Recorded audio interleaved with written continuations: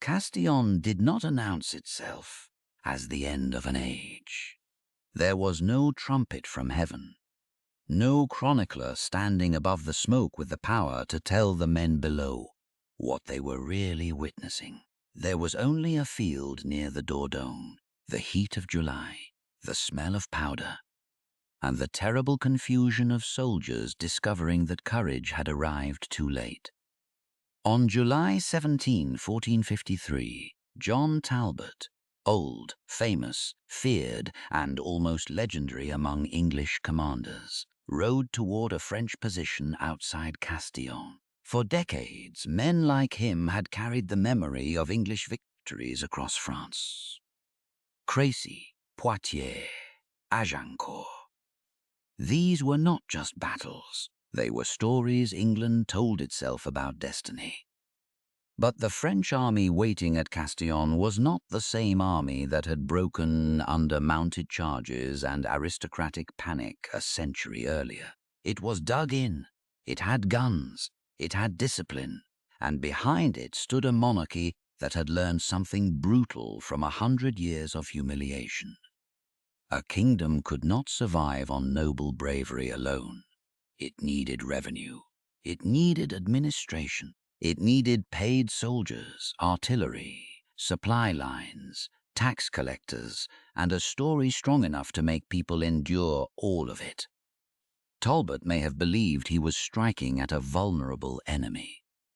The details of the battlefield remain debated in some respects, as medieval battle narratives often come to us through later accounts and partisan memory. But the result is not uncertain. The English attack was shattered. Talbot was killed. The French guns did what old feudal confidence could not undo. A military dream died in smoke. And yet, the strange thing about the 100 Years' War is that England had won many of its most famous moments. English kings had crossed the Channel with terrifying confidence. English archers had filled French fields with arrows. A French king had been captured. A French royal succession had been rewritten by treaty. For a time it seemed possible that one dynasty might bind London and Paris beneath a single claim. So why did the kingdom that won the legends lose the war? That question is the doorway into this story. Because the 100 Years' War was never only a war between England and France. It was a war between two versions of medieval power. One version belonged to the older world: bloodline, feudal obligation, aristocratic honor, personal loyalty, inherited land, and kings who believed law could be bent around a family claim. The other version was still being born: taxation, bureaucracy, artillery, national identity, permanent armies, and the slow centralization of the state. At the beginning, neither side fully understood that this was what they were fighting over. Edward III did not begin with a modern national project. He began with rights, territory, inheritance, and pressure. The kings of France did not begin by building a modern state. They began by defending a crown that was not as secure as it appeared. But the war lasted so long that it forced both kingdoms to change shape. It burned away assumptions. It punished old habits. It turned temporary taxes into political institutions and battlefield failures into administrative reforms. By the end, France had become harder, more centralized, more capable of extracting money and obedience from its people.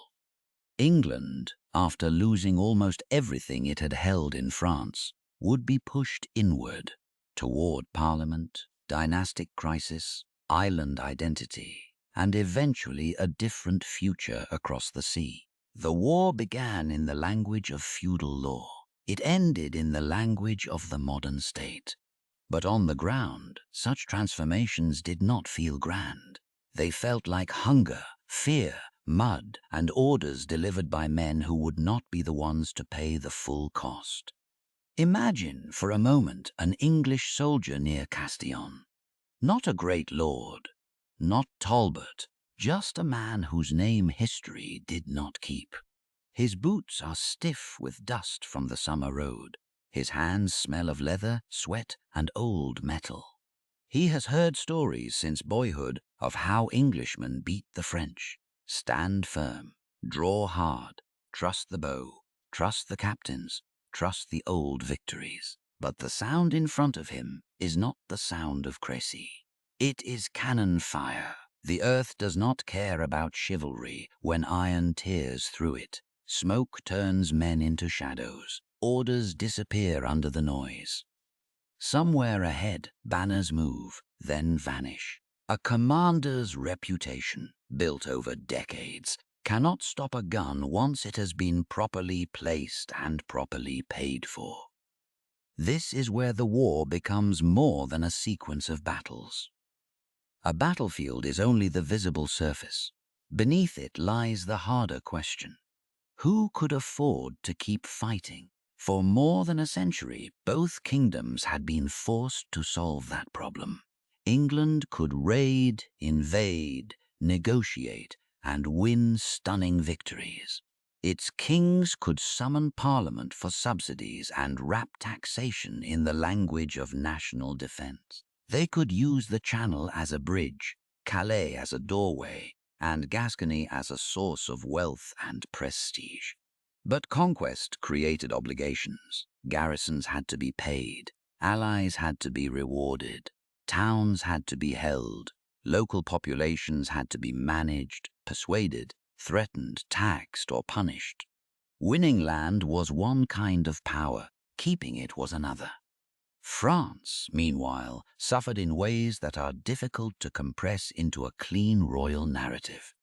Villages were burned in chevauchées, designed not merely to defeat armies, but to break the economic model of the kingdom. Peasants watched armed men take grain, animals, tools, sons. Tax collectors arrived after destruction with parchment that still expected payment from places where the harvest had failed, and the dead could not answer their names. This was not background suffering.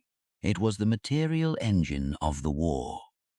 When a village lost oxen, the next year's fields suffered. When a town paid ransom, its walls might remain standing, but its merchants had less credit, less stock, less trust. When soldiers went unpaid, they did not simply vanish. They became routiers, armed bands living off the countryside, turning the line between war and peace into a cruel joke. The 100 Years' War was long because neither side could fully destroy the other. It was transformative because both sides had to keep adapting in order not to collapse first. By 1453, the French adaptation had become visible at Castillon. The monarchy of Charles VII had survived its darkest years. It had endured the humiliation of foreign occupation, internal betrayal, the crisis of a disputed king, and the execution of the young woman who had helped restore its sacred confidence. But survival alone was not enough. Charles VII's France had begun building something more practical than hope. A tax-supported military system, stronger royal authority, and artillery capable of reducing English strongholds that earlier generations had struggled to recover. The cannon at Castillon was not just a weapon. It was a receipt. It showed that someone had mined the metal, cast the gun, transported it, paid the men, organized the position, and built a government capable of turning resources into force. Every blast carried the sound of administration. Every shot said that the French crown, once nearly broken, had learned how to make war less dependent on heroic improvisation. England had not forgotten how to fight. That was not the problem. The problem was that the war had changed what fighting meant. After Castillon, Bordeaux fell back to Charles VII. Gascony, long tied to the English crown through wine, trade, lordship, and memory, was effectively lost. England still held Calais, that cold and valuable doorway on the northern coast, and would hold it for more than a century.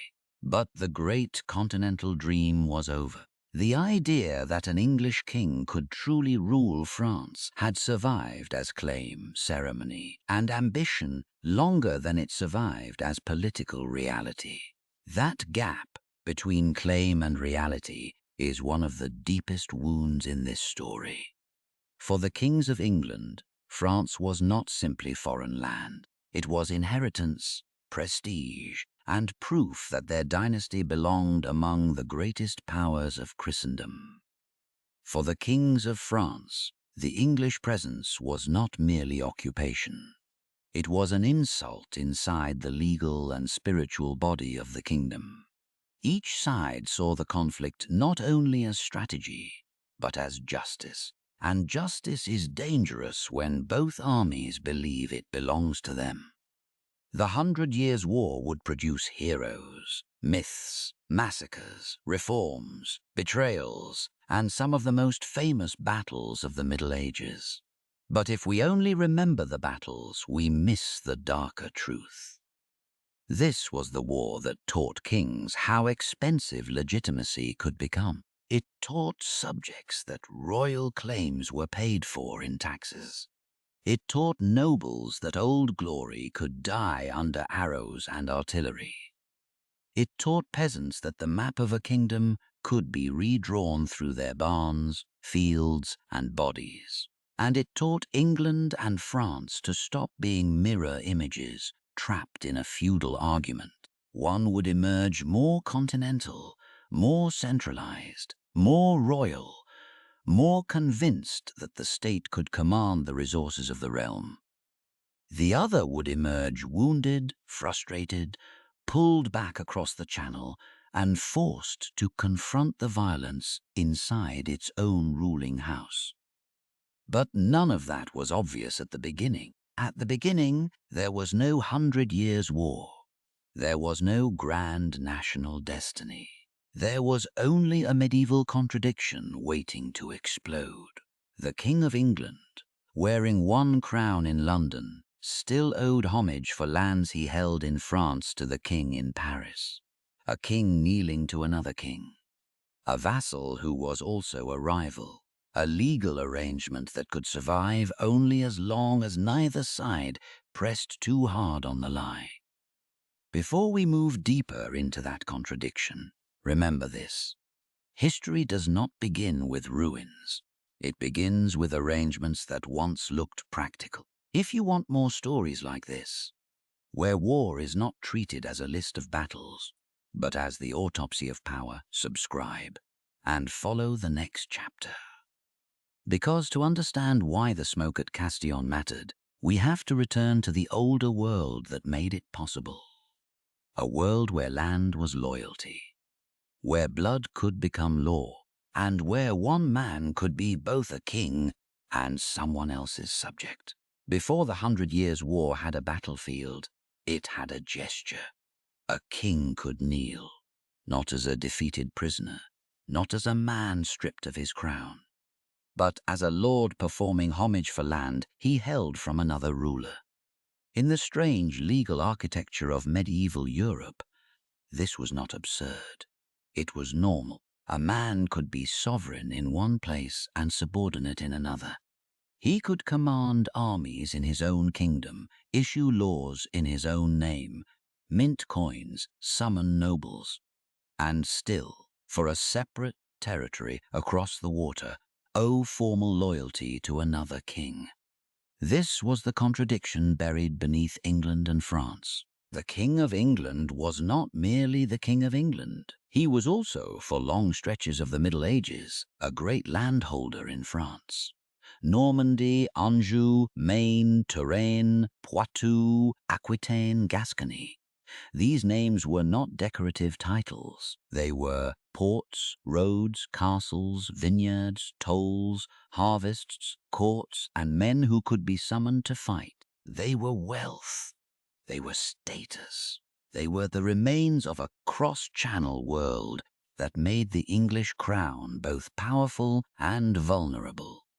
And in that world, the King of France was not yet the absolute monarch later centuries would imagine. He was the senior lord of a realm filled with other lords who often possessed more land, more soldiers, or more immediate local authority than he did.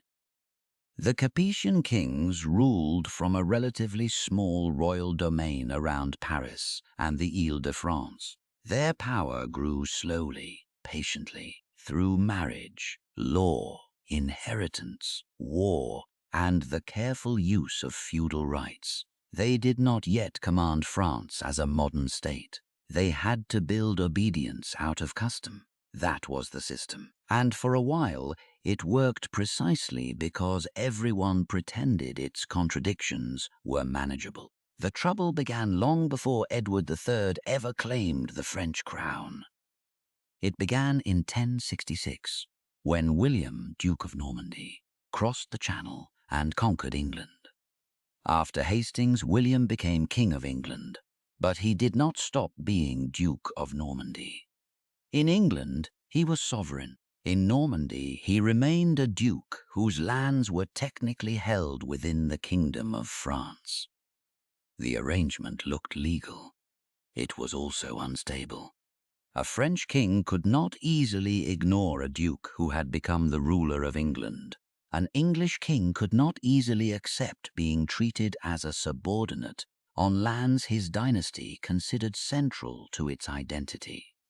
The relationship was not simply between two rulers, it was between two maps that refused to align. On parchment, the distinction was clear. England was one realm. Normandy was another fief. The obligations differed, the customs differed, the courts differed. In reality, men do not divide their pride so neatly. Imagine a clerk in the late 12th or early 13th century, seated beside a table under weak candlelight, copying the language of homage into a charter. His knife scrapes a quill to a point. Wax softens near a flame. Names are written carefully because names carry land, and land carries violence. Somewhere in the formula, the document must say that a king owes duties like a vassal. The clerk does not need to invent the danger. It is already inside the words. The document says order. The room smells of smoke and melted wax, but the ink is recording a political impossibility, a crowned ruler placed inside someone else's hierarchy. The Angevin kings made that impossibility larger. In the 12th century, Henry II of England inherited and assembled a vast collection of territories that stretched from the Scottish border to the Pyrenees. His marriage to Eleanor of Aquitaine brought him influence over one of the richest and most important regions of western France. The so-called Angevin Empire was not an empire in the neat administrative sense. It was a bundle of lordships, rights, inheritances, family claims, and feudal relationships held together by personality, movement, and force. But to the French crown, it presented a frightening fact. The King of England controlled more French land than the King of France could comfortably tolerate. This did not mean constant war from the beginning. Medieval politics often lived in the grey zone between ritual and threat. Homage could delay violence. Marriage could soften rivalry. Courts could argue what armies might later enforce. A disputed castle, a missed obligation, a contested inheritance. Each could become a test of how far one ruler could press another without breaking the system entirely. The Capetian kings learned to press carefully. Philip II of France, later called Philip Augustus, understood that the English king's continental power was not invincible. Under King John of England, the Angevin structure cracked. John's conflicts with his own nobles, his failures in diplomacy, and his inability to defend his French lands gave Philip the opportunity he needed. In 1204, Normandy was lost to the French crown. It was a decisive wound. The duchy that had once conquered England was absorbed into the growing power of the French monarchy. The map changed, but the problem did not disappear. England lost Normandy, Anjou, and much of the old Angevin world, yet it retained Gascony in the southwest. Gascony was not a minor leftover. It mattered because of wine, ports, river routes, aristocratic networks, and the connection between English merchants and continental markets. Bordeaux was not merely a city on a map. It was a commercial artery. Ships could carry wine north to England and return with wool, cloth, money, and political expectation. For English kings, Gascony became both memory and necessity. It was a surviving piece of a larger lost inheritance. It gave them a foothold in France, a source of revenue and prestige, and a reason to remain entangled in French affairs. But it also trapped them inside the old feudal contradiction. To keep Gascony, they had to deal with the King of France. To deal with the King of France, they had to accept a language of subordination that no proud king enjoyed. Homage became theatre with teeth. If the English king performed it too humbly, he weakened his own dignity. If he resisted it too aggressively, he risked legal action, confiscation, or war. The French crown, for its part, could use feudal law as a weapon. A summons to court, a judgment of default, a claim of disobedience. These could turn legal superiority into territorial pressure. The sword did not always come first. Sometimes the summons came first. This is why the 100 Years' War cannot be understood as a sudden explosion of medieval aggression. It was the result of a long system becoming less tolerable as royal power grew more ambitious. The Capetian monarchy had spent generations transforming feudal superiority into practical authority. The English monarchy had spent generations refusing to let its continental rights be reduced to ordinary vassalage. Each side was acting according to a logic that made sense to itself. That was what made the conflict so difficult to avoid. By the late 13th and early 14th centuries, the pressure intensified. The French kings had become stronger than their ancestors. Their courts, lawyers, and officials increasingly treated royal authority as something that could reach deeper into the kingdom. The English kings, meanwhile, depended on their continental possessions not only for wealth but for prestige. They could not easily abandon Gascony without appearing diminished. They could not fully control it without provoking French resistance. The border between law and war grew thin. A dispute in Gascony might begin with a local quarrel. A merchant insulted, a ship seized, a noble appealing to Paris, a town resisting an officer. But because the land belonged to the English king as duke and fell under the overlordship of the French king, every local conflict could climb upward. A vineyard dispute could become a question of jurisdiction. A jurisdictional question could become a royal insult. A royal insult could become a campaign. This was power before the modern state. Personal, layered, legalistic, and dangerously proud. No single person designed the trap. That is what makes it important. The system had grown out of conquest, marriage, inheritance, and custom. Each generation inherited arrangements that seemed too valuable to surrender and too fragile to leave untouched. Kings did not wake up one morning and decide to create a century of war. They inherited a machine of obligations that produced crisis whenever ambition touched it. For ordinary people, the distinction between overlord and duke mattered less than the arrival of armed men. A wine grower near Bordeaux did not live inside a neat constitutional diagram. He lived under weather, harvests, tolls, debt, and the fear that a dispute among lords would bring riders through his fields. A merchant waiting at the quay cared whether the ship sailed, whether the barrels were taxed, whether roads were safe, whether the coin he received would still be accepted at the next port. The law might say Gascony belonged to one hierarchy, while trade connected it to another. The body of the region was pulled in two directions. That tension made Gascony valuable. It also made it combustible. The French crown wanted obedience to flow toward Paris. The English crown wanted loyalty, revenue, and strategic access to flow across the Channel. Local lords and towns often wanted room to maneuver between both. Every agreement solved one problem while preserving the deeper one. The same land could not forever satisfy two crowns with different visions of authority. Then came the crisis that turned tension into open fire.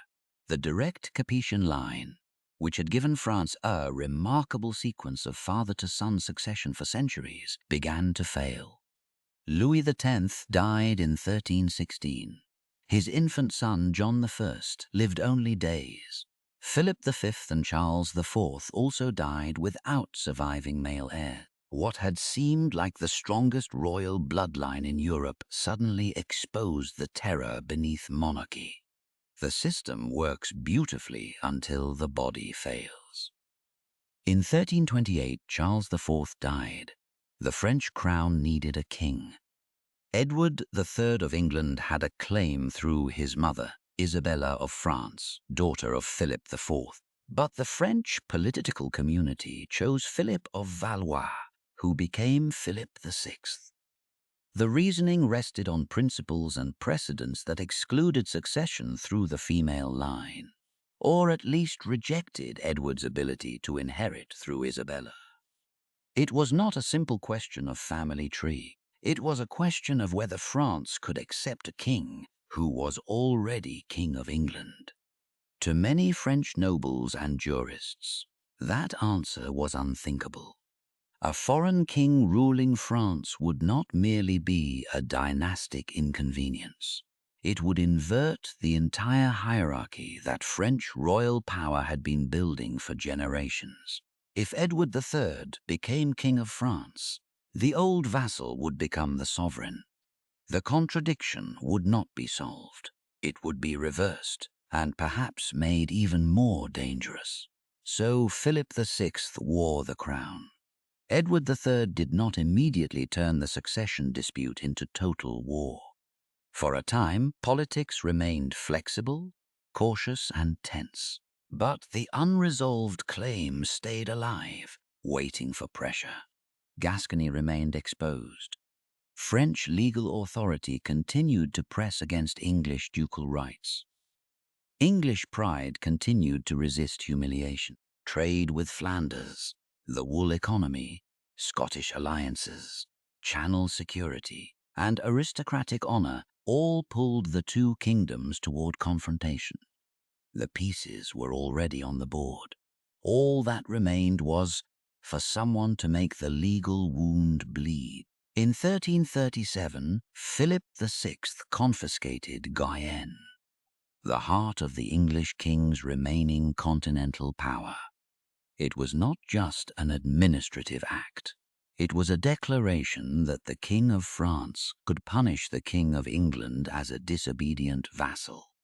To accept that quietly would have meant accepting the lower place in the hierarchy. To resist meant widening a territorial dispute into something far greater.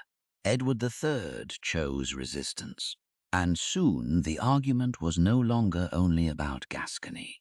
It was about the crown of France itself. The old feudal world had created a paradox it could no longer contain.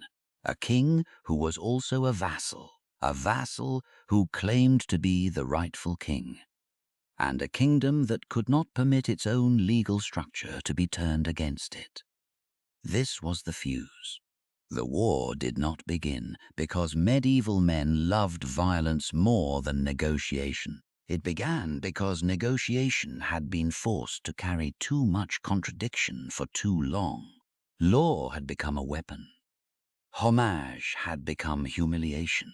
Inheritance had become strategy. Land had become identity. And once bloodline entered the argument, the conflict changed shape.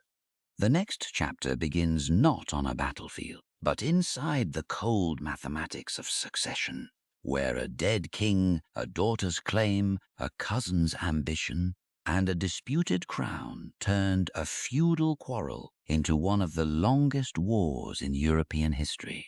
A crown can look solid until the bloodline beneath it breaks.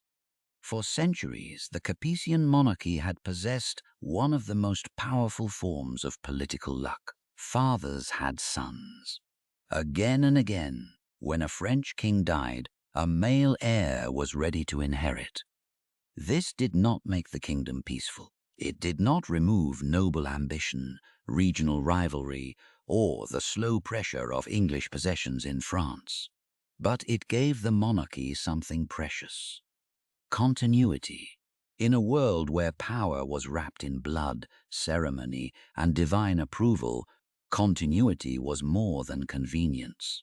It was proof. It allowed the French crown to appear almost natural, as if the kingdom itself passed from father to son with the calm inevitability of a church bell marking the hour.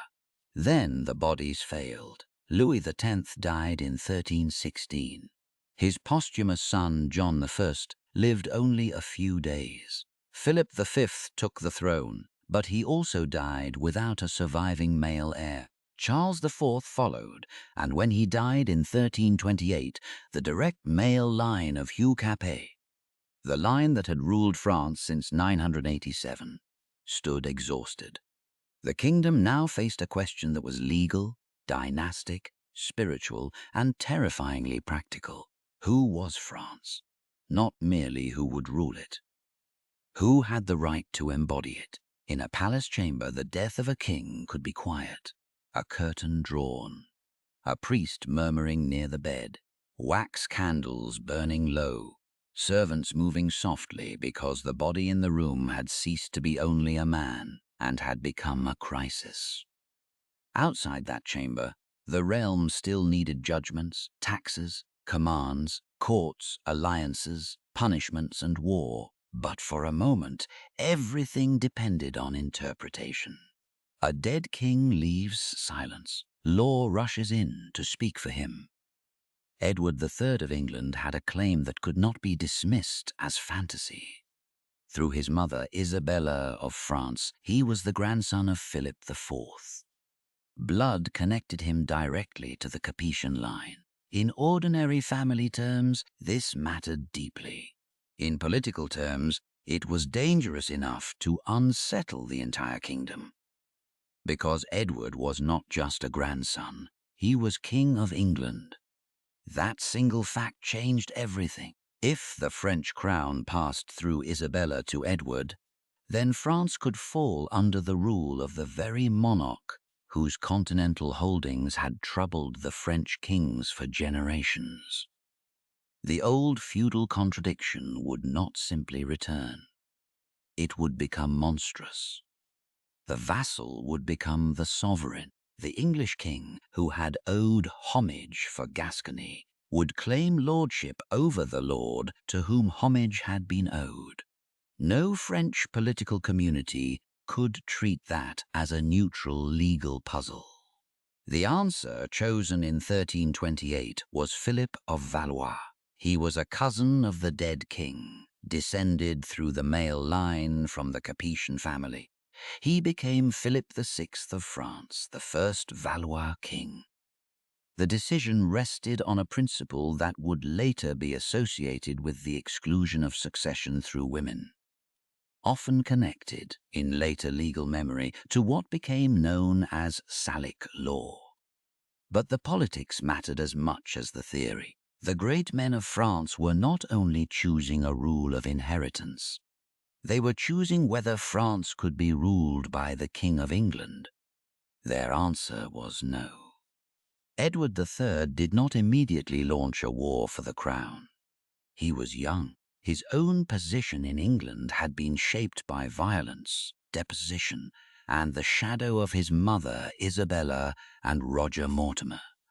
His father, Edward II, had been overthrown in 1327, and Edward III's early kingship carried its own instability.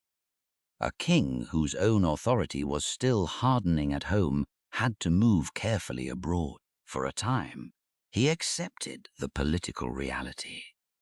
But acceptance is not the same as forgetting. The claim remained available like a blade left on a table.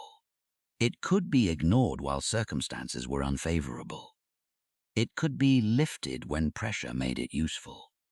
And in medieval politics, a claim did not need to be universally accepted to be powerful. It only needed to be plausible enough to frighten enemies, attract allies, justify taxation, and give ambition the language of law. This was the hidden strength of Edward's position. He could present himself not as an invader, but as a claimant, not as a foreign aggressor, but as a man denied his inheritance. The difference mattered. Armies need money, but money is easier to demand when war can be described as justice. Across the Channel, Philip VI had his own problem.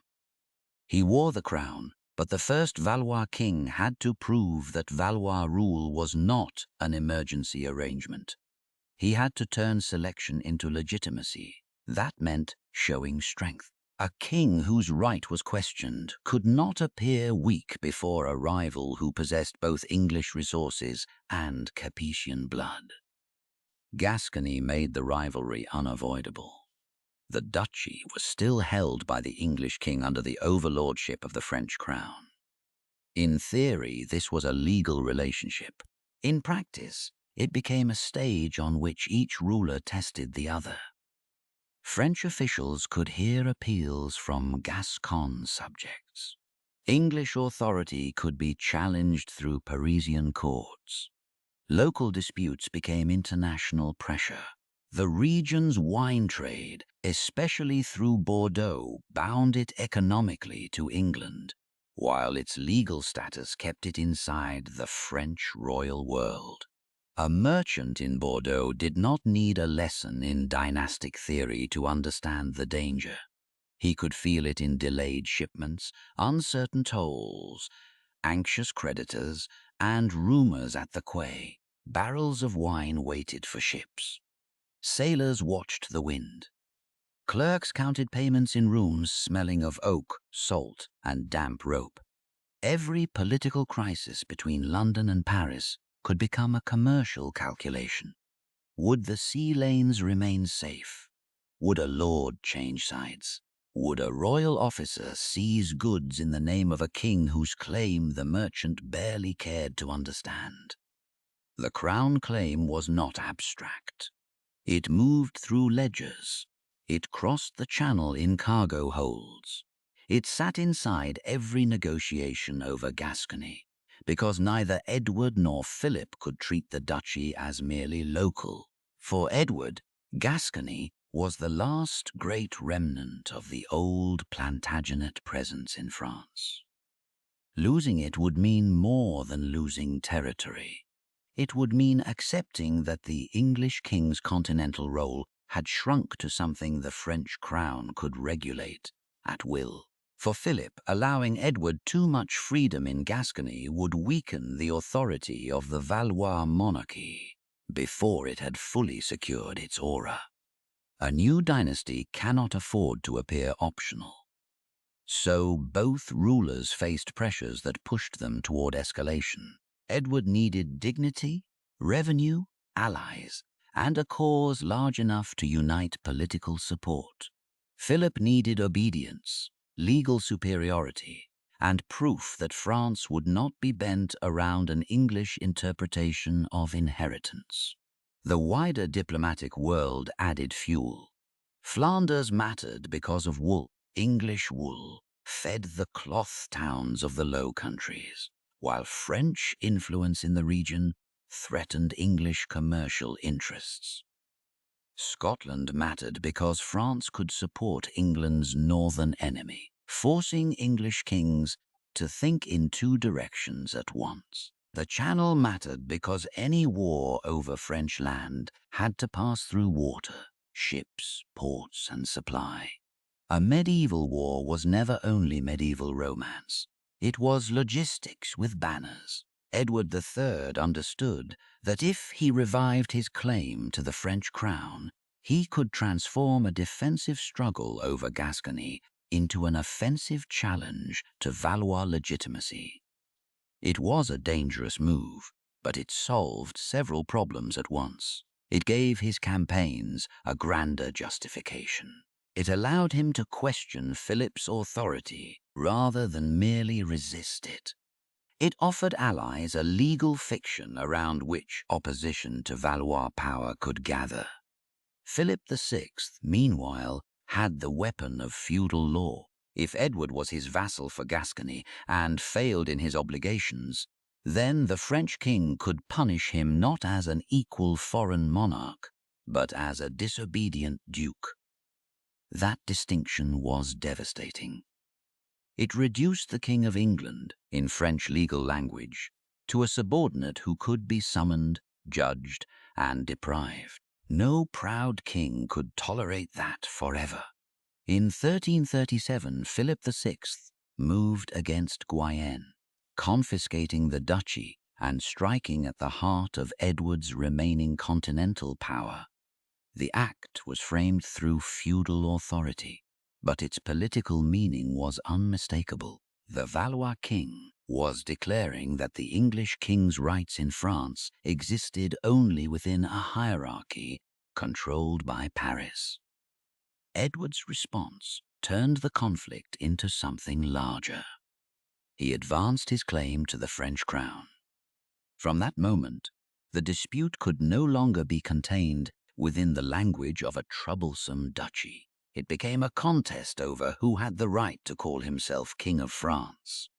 It became a war of seals, titles, alliances, taxes, ports, and eventually fields filled with dead men. The legal wound had opened. But there was a darker irony in Edward's decision. By claiming France, he made the war grand enough to inspire support, and too grand to resolve easily. A quarrel over Gascony might have ended in negotiation, compensation, or a carefully worded settlement. A claim to the French crown touched honor too deeply. It turned compromise into humiliation. It made peace look like surrender unless each side could preserve the story it had told its own people. Once legitimacy becomes the prize, defeat becomes difficult to admit. This is why the 100 Years' War stretched beyond the life of any single king. Edward III could begin the argument, but he could not control what it became. Philip VI could defend Valois authority, but he could not erase the fact that his dynasty had begun under dispute. Their choices created a conflict that their heirs would inherit like debt, and ordinary people would pay the interest. In English towns, royal officials would ask for subsidies to defend rights across the sea. In French villages, men would hear that the king required money because another king denied his legitimacy. At ports, ships would be counted. At castles, garrisons would wait. In courts, lawyers would sharpen old precedents into weapons. In churches, prayers would be offered for rulers whose ambitions had already begun to outrun the lives of the people beneath them. The claim gave meaning to war. The war gave appetite to the claim. By the late 1330s, the old world had crossed a threshold. The King of England no longer merely resisted the King of France as an overlord. He challenged him as a rival for the same crown. The King of France no longer merely managed a difficult vassal. He faced a monarch who could tell Europe that Valois rule itself was theft. The conflict that followed would not be decided in one campaign. It would move through the sea lanes of the Channel, the cloth towns of Flanders, the vineyards of Gascony, the courts of Paris, the tax assemblies of England, and the fields where mounted nobility still believed that courage and rank could master the future. They were about to learn otherwise, because the first great shock of the war would not come from a legal argument. It would come from arrows, mud, discipline, and a battlefield where the old glory of France rode straight into a new kind of killing.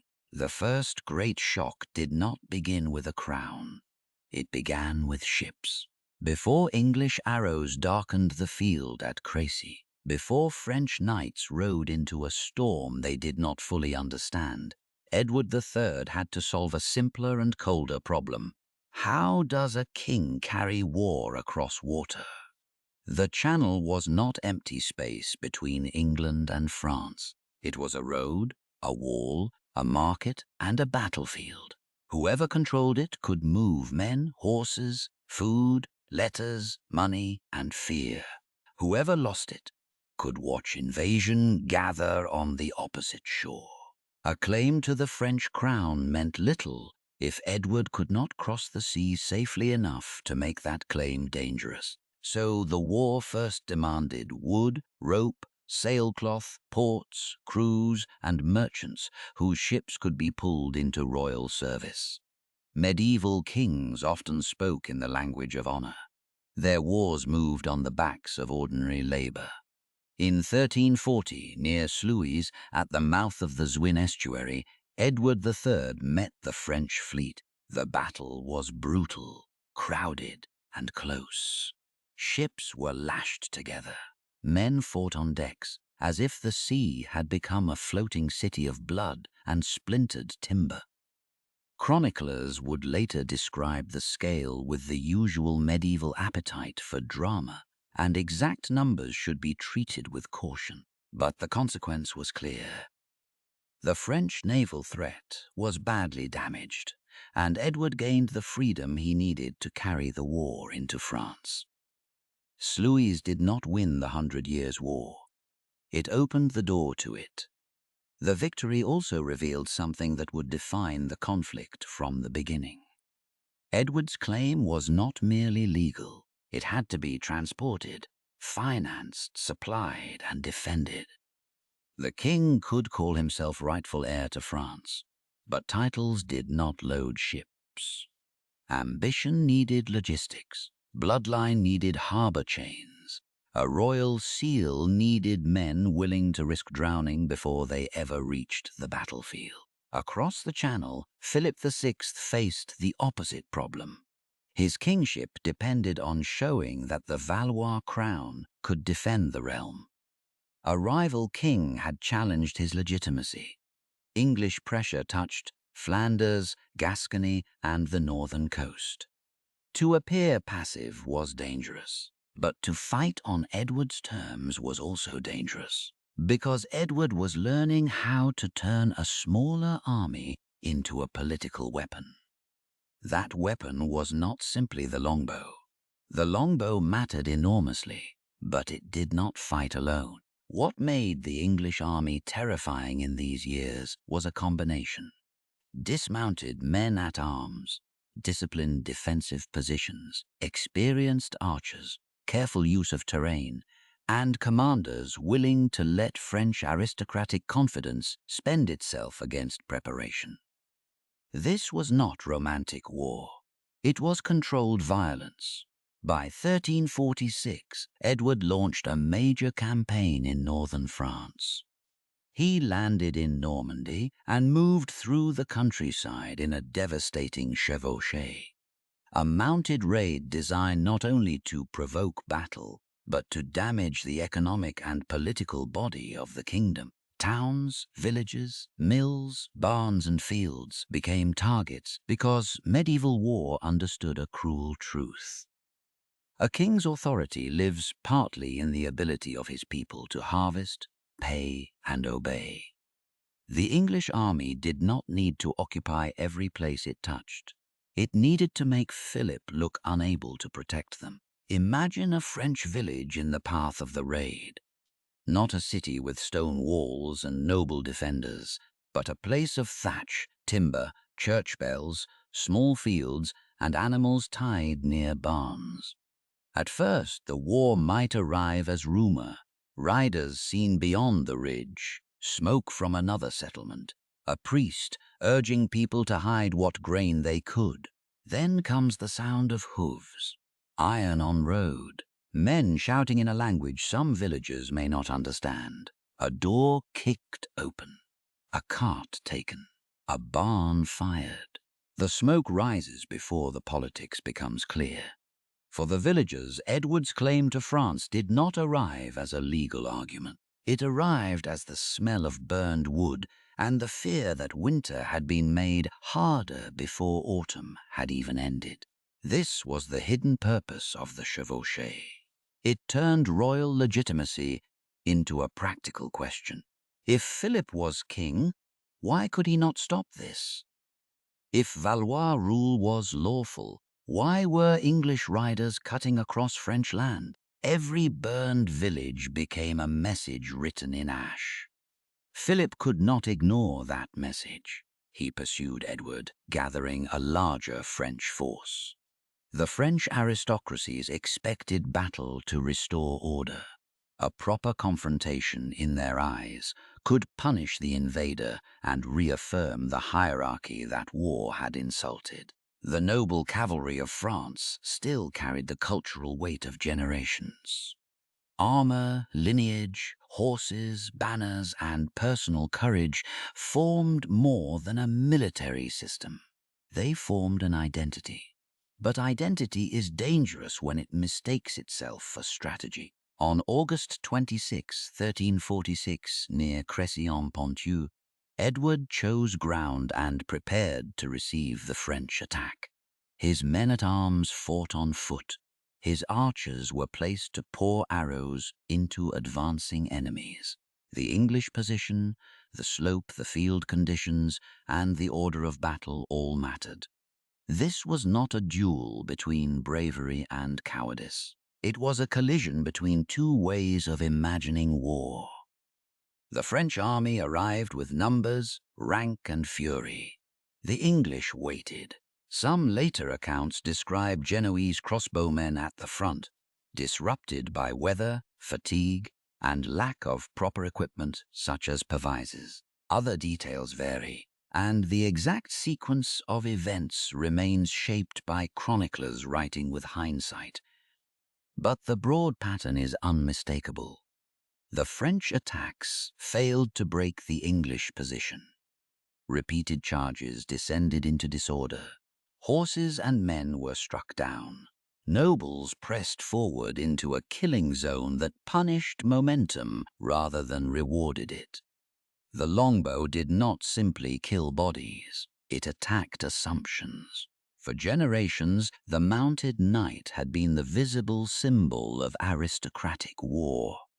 At Crécy, the knight did not disappear, but he was humiliated by conditions he could not dominate. A man's lineage did not stop an arrow. A horse's price did not make mud vanish. A banner did not coordinate a broken advance. Courage remained real, but courage without discipline became material for the field. Somewhere behind the English line, an archer might have stood with sore fingers, and a bowstring kept dry beneath his cap or coat until the moment came. His weapon required strength built over years, not sudden inspiration. He did not need to hate every man riding toward him. He needed to draw, release, and draw again. Around him were the smells of wet grass, sweat, leather, and fear. Ahead were men whose armor shone with social superiority. Between them flew a new arithmetic of war. Training could answer nobility. Position could answer numbers. Payment could answer birth. That was the lesson, Crécy whispered beneath the shouting. Philip VI survived the battle, but many French nobles did not. Among the dead was John, King of Bohemia, whose presence later became part of the battle's legend. The scale of French losses is difficult to state with certainty because medieval figures often swell in the telling. Yet the political damage did not depend on exact arithmetic. France had suffered a public humiliation. The Valois king had failed to crush the invader.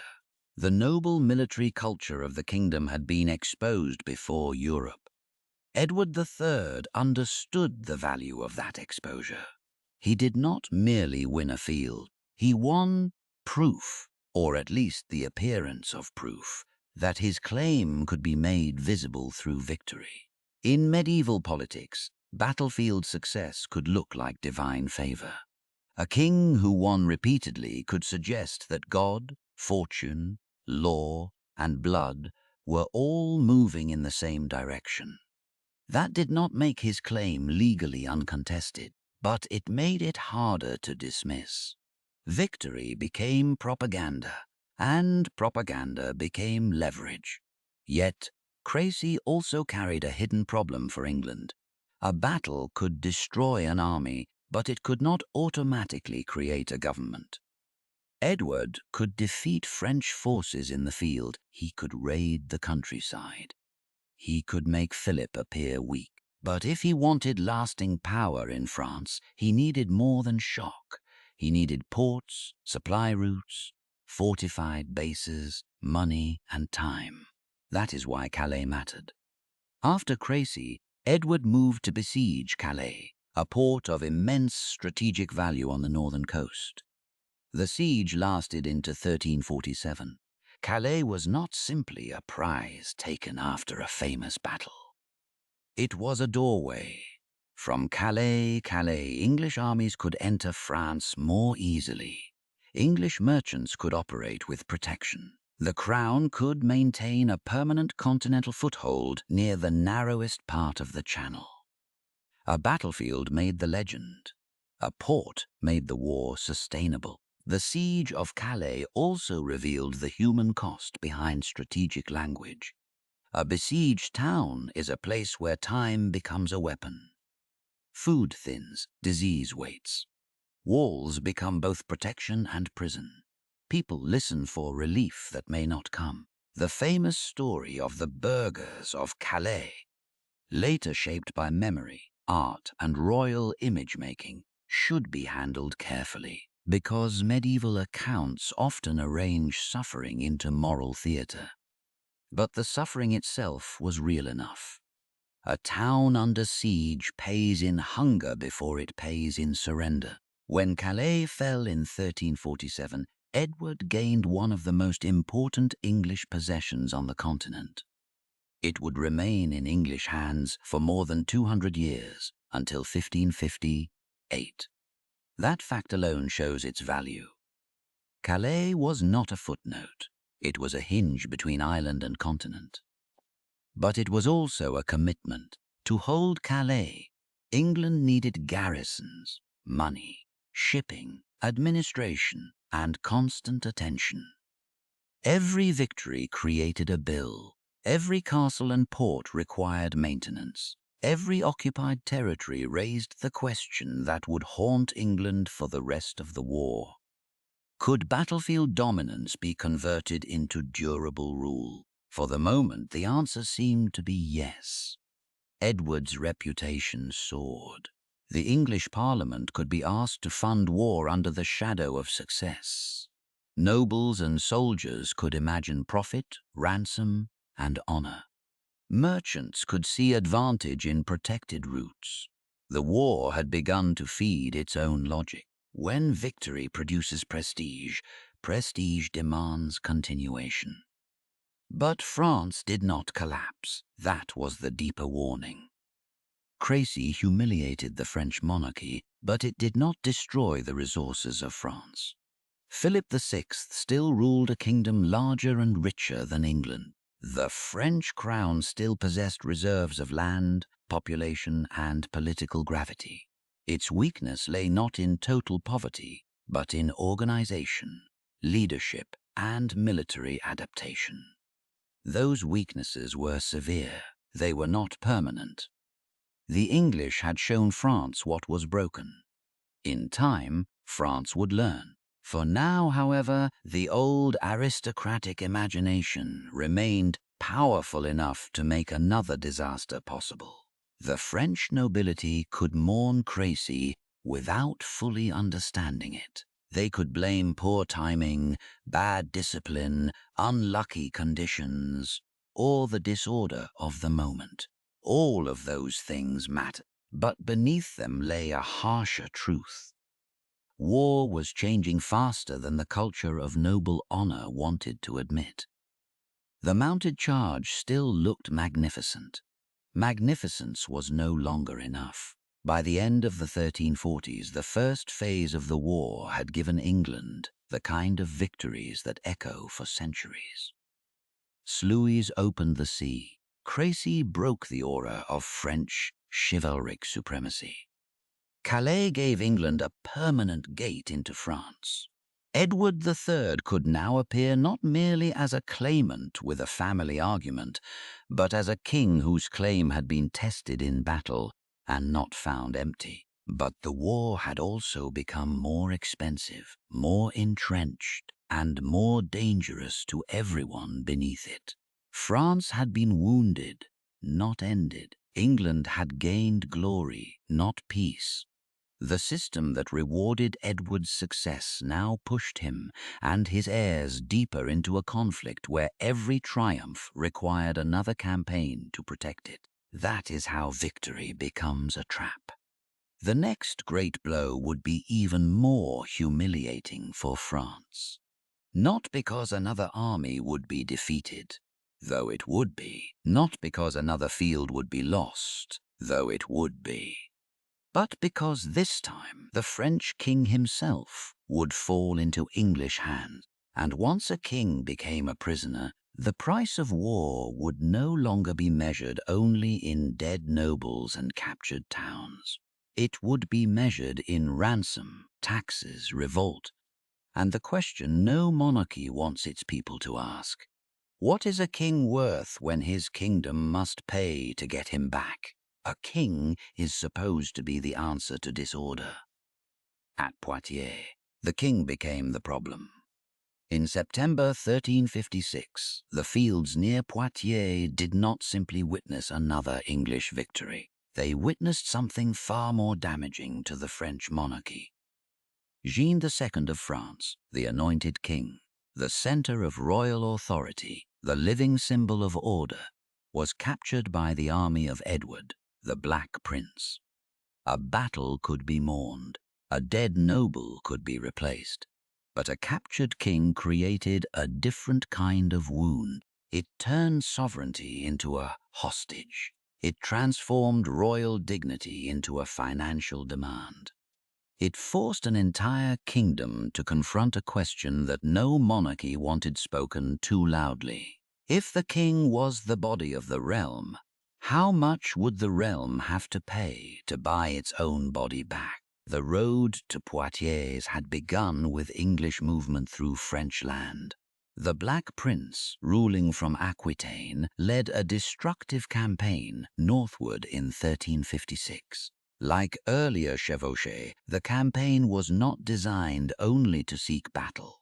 It was designed to damage the kingdom's ability to feed, pay, and believe in itself. Fields could be burnt, towns could be threatened, local authority could be made to look powerless. Every raid was a message. The Valois king could claim France, but could he protect it? Joan II could not ignore the challenge. He pursued the English prince with a larger French force, determined to trap and destroy him. After the humiliation of Crécy a decade earlier, the French monarchy needed more than revenge. It needed restoration. Jean needed to show that the lessons of the past had been learned.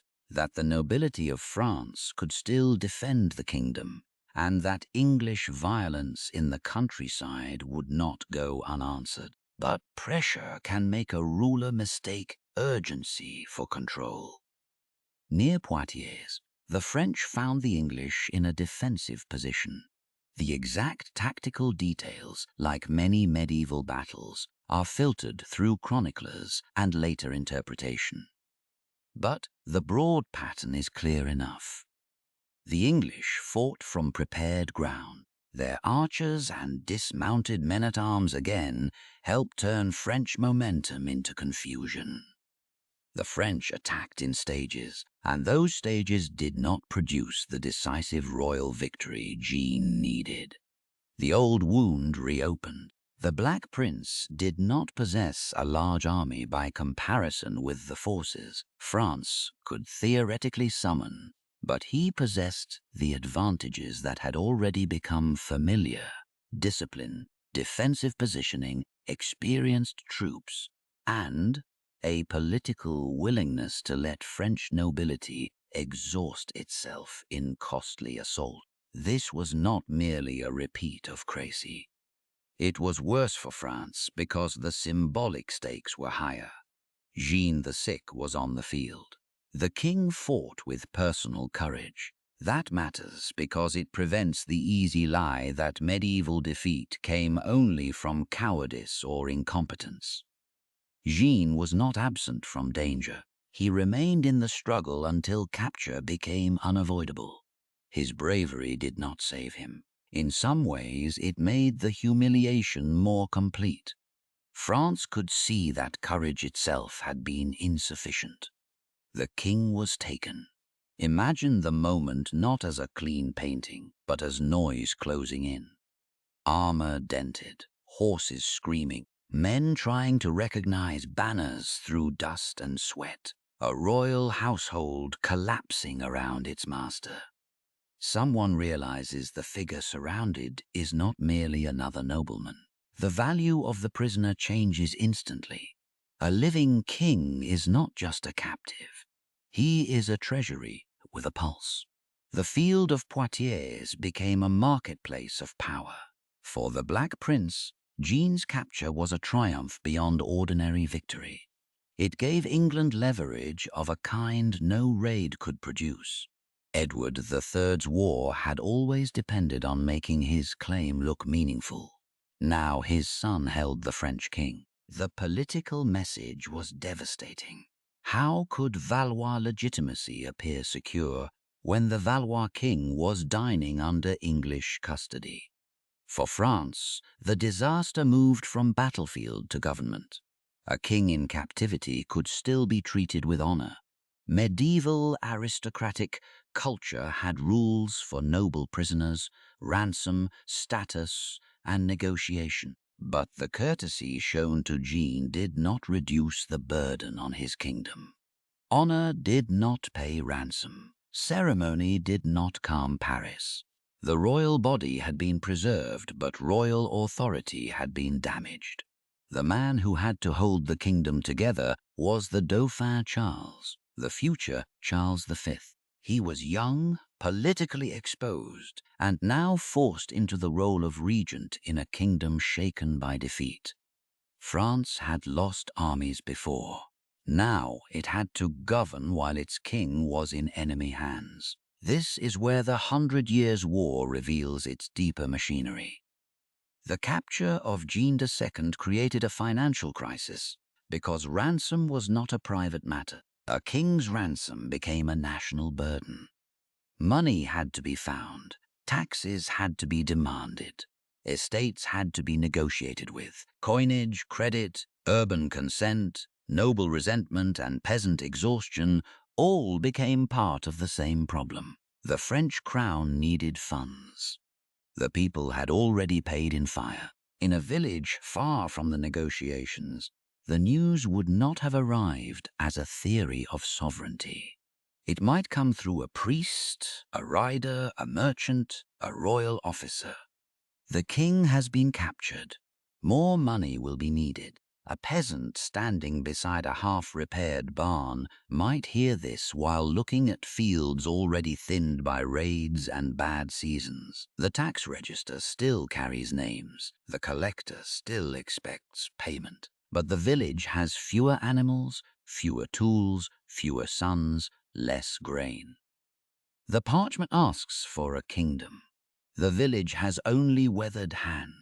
That gap between royal demand and rural capacity was where political crisis became social anger. The Valois monarchy had to finance war, ransom, defense and administration, but the very war it financed was damaging the productive base from which money came. Every new tax could be justified as necessary. Every demand could feel, to those below, like punishment for disasters made by those above. Paris felt the strain in its own way. The city was not merely a backdrop. It was a political force, a financial center, and a place where royal weakness could become visible. In the late 1350s, Etienne Marcel, provost of the merchants of Paris, emerged as a powerful figure in the unrest surrounding royal finance and reform. The Estates General pressed for constraints, oversight, and changes in government. The Dauphin Charles faced not only the English threat, but the danger that the monarchy's own subjects might use crisis to force a new political arrangement. A captured king made room for other voices. That was the fear. When monarchy appears strong, reform can be delayed, managed, or ignored. When monarchy appears broken, reform becomes a weapon. The estates did not merely ask politely for better administration. They acted in a moment when royal authority needed money and legitimacy. To grant too much could weaken the crown permanently. To grant too little could make taxation impossible. Charles had to survive not only English armies, but French demands for accountability. Then came violence inside the capital. In 1358, Parisian unrest reached a terrifying pitch. Etienne Marcel's movement, the Dauphin's fragile authority, factional rivalries, and the broader breakdown of order produced a situation in which the monarchy itself seemed to be losing command of its own center. Around the same period, the Jacquerie erupted in northern France. A rural uprising fueled by anger against nobles, war devastation, taxation, and the sense that those who claimed to protect the countryside had failed it. The Jacquerie was brutally suppressed. But suppression did not erase what it revealed. The revolt showed that the 100 Years' War had broken more than armies. It had broken trust between those who fought, those who ruled, and those who paid. Peasants did not rise because they had read diplomatic correspondence about Gascony. They rose because war had entered their lives as burned houses, unpaid soldiers, noble failure, and demands that did not stop when protection failed. The social order had promised defense in exchange for obedience. The promise was beginning to sound hollow. The French nobility, already humiliated by defeat, now faced rage from below. The crown, already weakened by captivity, faced pressure from city and countryside alike. The English, meanwhile, could watch the crisis with interest. Their military victories had created political consequences beyond the battlefield. Poitiers had not merely captured Jean's second. It had exposed the strained architecture of the French kingdom. Yet France did not fall apart completely. This is one of the crucial turns in the war. Disaster did not automatically become defeat. The Dauphin Charles learned from the crisis. He saw what battlefield humiliation, fiscal weakness, urban pressure, and noble disorder could do to a monarchy. He learned that France could not continue to fight according to the old rhythms of aristocratic reaction and improvised finance. survival would require patience, control, and a colder form of power. But first came settlement. In 1360, the Treaty of Bretigny, later confirmed in related arrangements at Calais, sought to bring a temporary peace. The terms were severe for France. Edward III received expanded territories in southwestern France, including a much enlarged Aquitaine, while Jean II's ransom was set at an enormous sum. In return, Edward was supposed to renounce his claim to the French crown, though the legal execution and mutual renunciations became complicated and contested. Peace on paper looked like relief. In reality, it carried hidden costs for both sides. For France, Bretigny meant humiliation, territorial loss, and financial burden. The king returned, but the price of his return weighed heavily on the realm. The monarchy had survived captivity, but not without learning how vulnerable it had become when honor outran administration. For England, the treaty looked like triumph. Edward had gained lands and prestige. His war had produced legal concessions. The Black Prince's victory had converted battlefield success into diplomatic reward, but the treaty also deepened the problem of governance. More land meant more responsibility. More authority in Aquitaine meant more disputes, more taxes, more local resistance, more need for administrative skill. The English had won a magnificent settlement. They had also expanded the burden they would have to carry. Jean II's later return to captivity and death in London in 1364 added another layer of melancholy to the story. The king who had tried to embody chivalric honor became a symbol of its limits. He had fought bravely, endured captivity, negotiated under pressure, and left behind a kingdom that had nearly torn itself open trying to pay for his defeat. The future belonged not to his courage, but to his son's caution. Charles, the Dauphin, who had survived Parisian pressure and the shock of Poitiers, would become Charles V. He would not try to defeat England by repeating the mistakes of his father's generation. He would not seek glory in the same way. He would build, wait, calculate, tax, negotiate, and strike where English strength was weakest. France had been humiliated into education. That is the bitter truth of Poitiers. The battle did not end the war. It did not even secure England's final victory. What it did was force France to confront the cost of the old order. A king could be brave and still be captured. Nobles could be proud and still fail to defend the countryside. Taxes could be necessary and still provoke revolt. A treaty could bring peace and still plant the next war. By the early 1360s, the 100 Years' War had become heavier than the men who began it. Edward III's claim still lived. English prestige remained powerful. France had lost territory and dignity. But inside the wreckage, a new kind of French kingship was forming. Less glamorous, less impulsive, and far more dangerous to England in the long run. The next chapter belongs to that transformation. Not to the charge of knights, not to the thunder of a famous battlefield, but to a king who understood that after Crécy and Poitiers, France could not be saved by glory. It would have to be saved by patience, tax records, fortified towns, and a war fought without giving England the battle it wanted. Charles V inherited a kingdom that had learned the price of courage. His father had been brave at Poitiers. The French nobility had been brave at Crécy. Again and again, the old language of honor had ridden into battle wearing iron, carrying banners, believing that rank and valor could restore the damaged order of the realm. Again and again, England had turned that confidence into a field of bodies.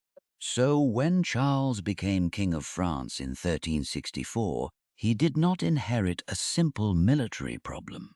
He inherited humiliation. He inherited ransom, unpaid soldiers, damaged towns, nervous merchants, rebellious memories in Paris, and villages that had begun to understand that royal failure always arrived with a tax demand. He also inherited a question that would define the next phase of the war. What if France stopped giving England the kind of battle England knew how to win? That was the quiet revolution of Charles V. He was not the romantic king of a battlefield painting. He was not a commander built for sudden charges and dazzling personal glory. Later memory would call him the Wise. And though royal nicknames often simplify the dead, in his case the name points towards something real. Charles understood that France could not be saved by trying to avenge Poitiers in the same style that had produced Poitiers. France needed to fight differently. It needed to survive first, recover second, and only then strike. The world around him was still dangerous. The Treaty of Bretigny in 1360 had granted England expanded authority in Aquitaine and other territories. On paper, this looked like an English triumph. Edward III had forced concessions. The Black Prince held a powerful position in the southwest. French honor had been bruised, and the realm had been forced to accept a settlement that many must have experienced as a form of legalized defeat. But treaties are not reality by themselves. They have to be lived. In the towns and lordships of Aquitaine, English authority brought its own friction. The Black Prince needed revenue to govern, reward soldiers, maintain his court, and support military ambitions. Local elites did not always accept his demands quietly. A prince who had been terrifying on campaigns still had to become tolerable in administration. That is where conquest often discovers its limit. It can enter a territory faster than it can make that territory consent. For Charles V, this was opportunity. He could not simply tear up Bretigny and charge into English-held lands. That would have invited exactly the kind of open battle his predecessors had lost. Instead, he waited for the English position to create grievances. He listened to appeals.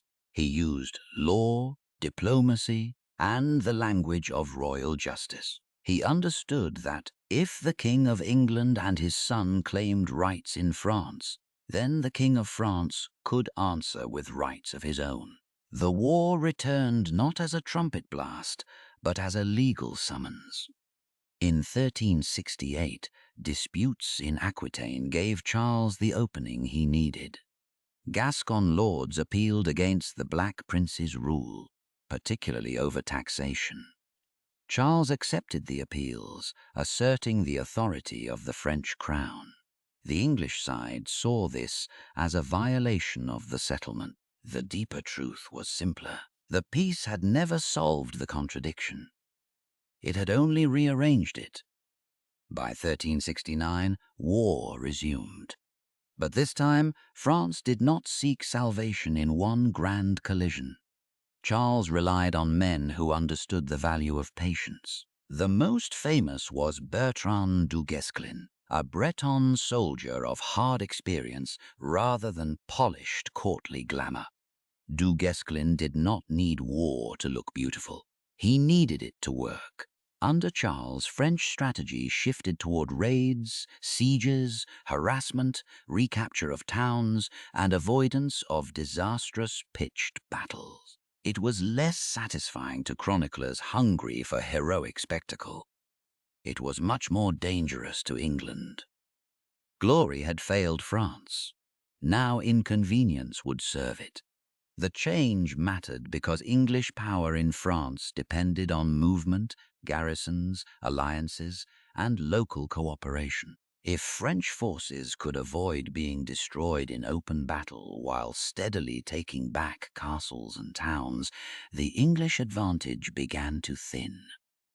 A field victory could be dramatic, but a lost fortress changed the map. A burned supply route changed the next campaign. A town that shifted allegiance altered the rhythm of administration. This was war by erosion. Imagine a fortified town in western France during these years. Its walls are not symbols in a poem. They are stone, timber, iron hinges, grain stores, wells, watchmen, and frightened families. Beyond the gate move rumors. English riders nearby, French forces approaching, a lord negotiating, mercenaries unpaid, a tax collector delayed because the road is unsafe. At dusk, the gate shuts with a sound that everyone inside understands. Wood and iron become the difference between sleep and terror. The people inside may not care deeply which king's genealogy is stronger.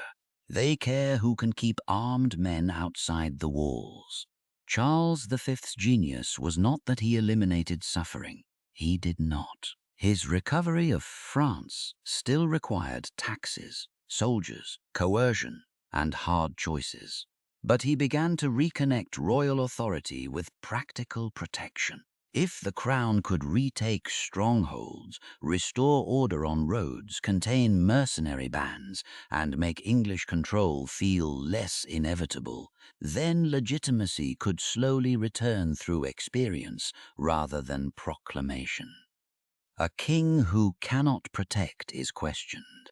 A king who restores protection is believed again. The problem of mercenaries made this especially urgent. The long pauses and partial settlements of the war did not make violence disappear. Soldiers who had lived by war often continued living by it when official campaigns slowed. The routiers, armed companies, sometimes loosely organized under captains, sometimes nearly predatory in practice, plagued the countryside. They occupied strongholds, extorted towns, and turned peace into another form of occupation. For peasants and townspeople, the distinction between enemy troops and unemployed soldiers could feel meaningless. Both took food, both carried weapons, both made roads unsafe. Both reminded the population that the state's claims were only as convincing as its ability to control violence. Charles V had to deal with this human wreckage of war. One solution was to redirect some of these forces outward. Campaigns in Spain, especially connected to the Castilian Civil War, drew men and captains away from France. Du Guesclin himself became involved in the Iberian struggle, where French interests, English interests, and dynastic politics intertwined. This was not charity, it was strategy. A king who could not instantly dissolve armed violence might try to move it somewhere less damaging to his own recovery. The war was never sealed inside one kingdom. It spilled through alliances, marriages, trade routes, and mercenary employment. As Charles rebuilt, England's position grew more strained. Edward III was aging. The Black Prince's health declined. The costs of defending wide holdings in France mounted. English campaigns could still cause damage, and English soldiers remained formidable. But their victories no longer produced the same strategic transformation. The French had learned not to offer the decisive target. This is one of the hardest lessons in politics. Sometimes refusing the enemy's favorite arena is more important than winning inside it.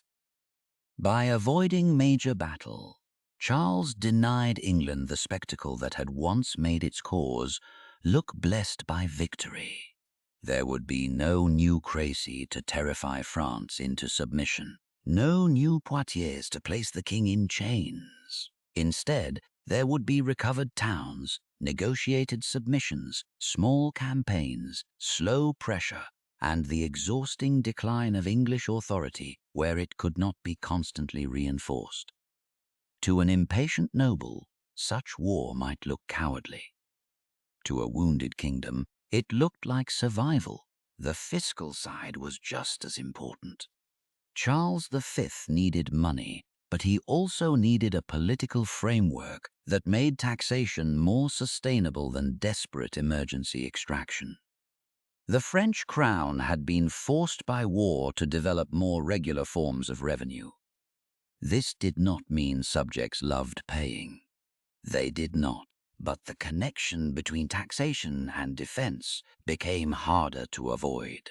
If people wanted routiers suppressed, walls defended, roads protected, and English garrisons pushed back, someone had to fund the effort.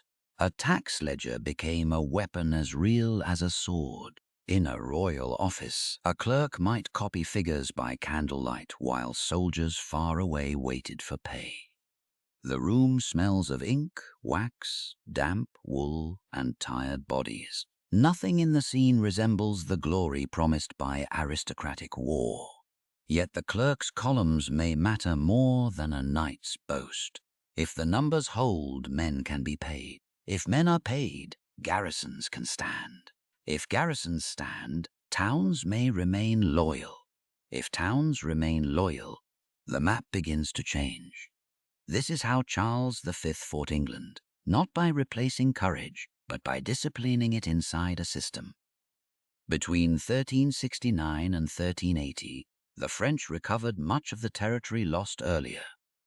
English control shrank. The grand gains of Bretigny began to dissolve. Du Guesclin and other commanders pressed the war in ways that were often unspectacular, but effective.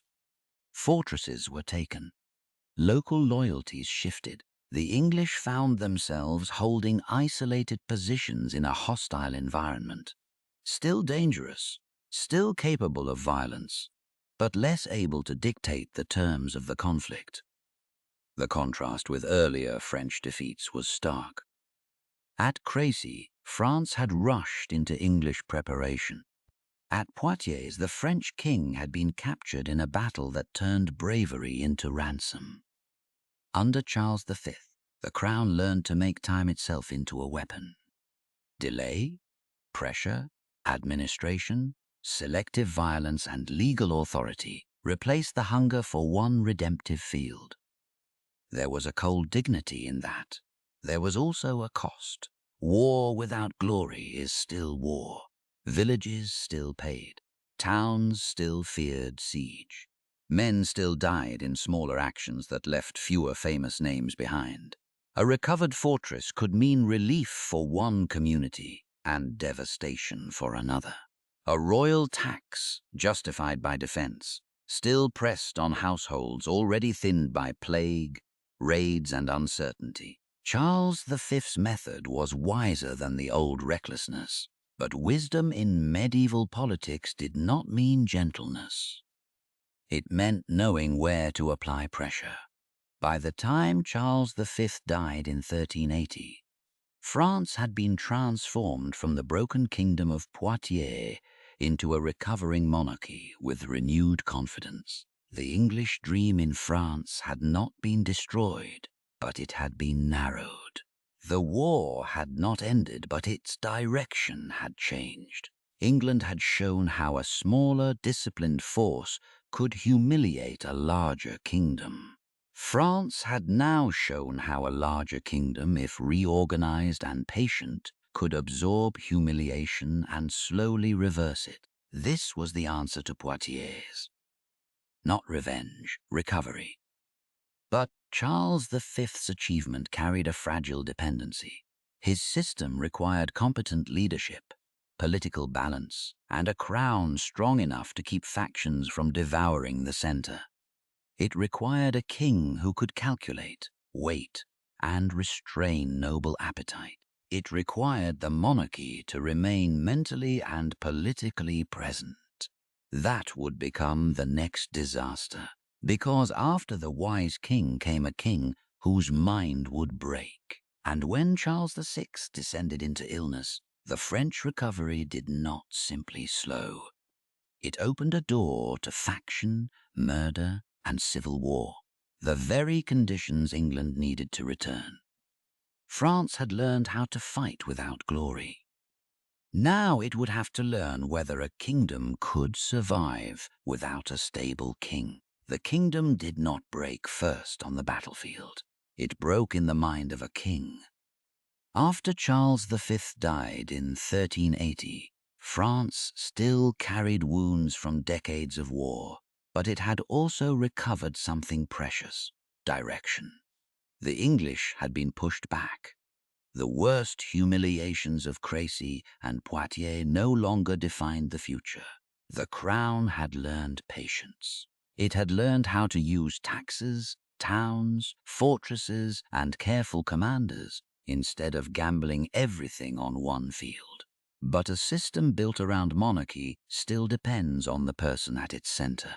And the next king, Charles VI, was a child. He inherited the throne at the age of 11. Surrounded by powerful uncles whose loyalty to the kingdom did not always outrank their appetite for influence.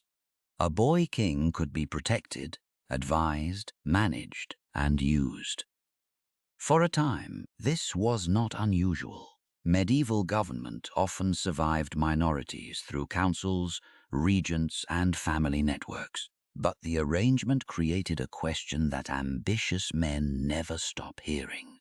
Who rules when the king is not yet able to rule himself?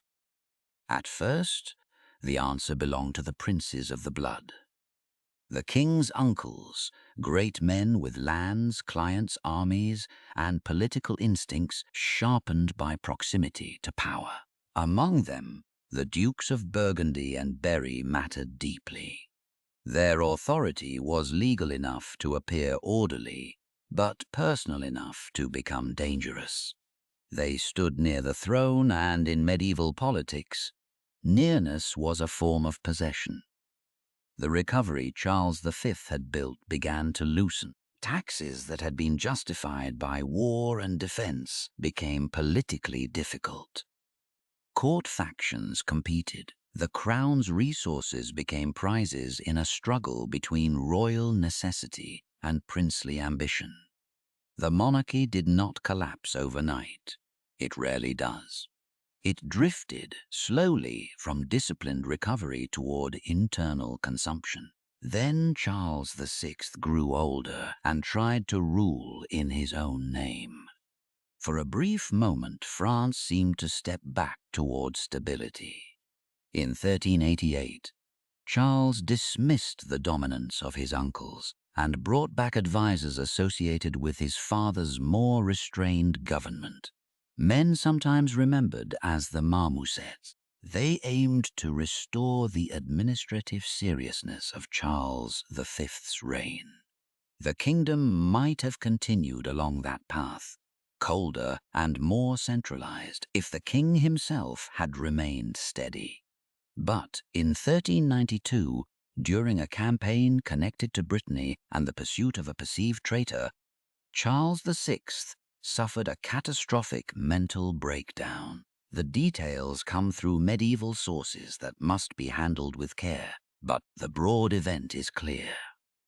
Near Le Mans, in oppressive heat and tension, the king suddenly turned violently on members of his own entourage.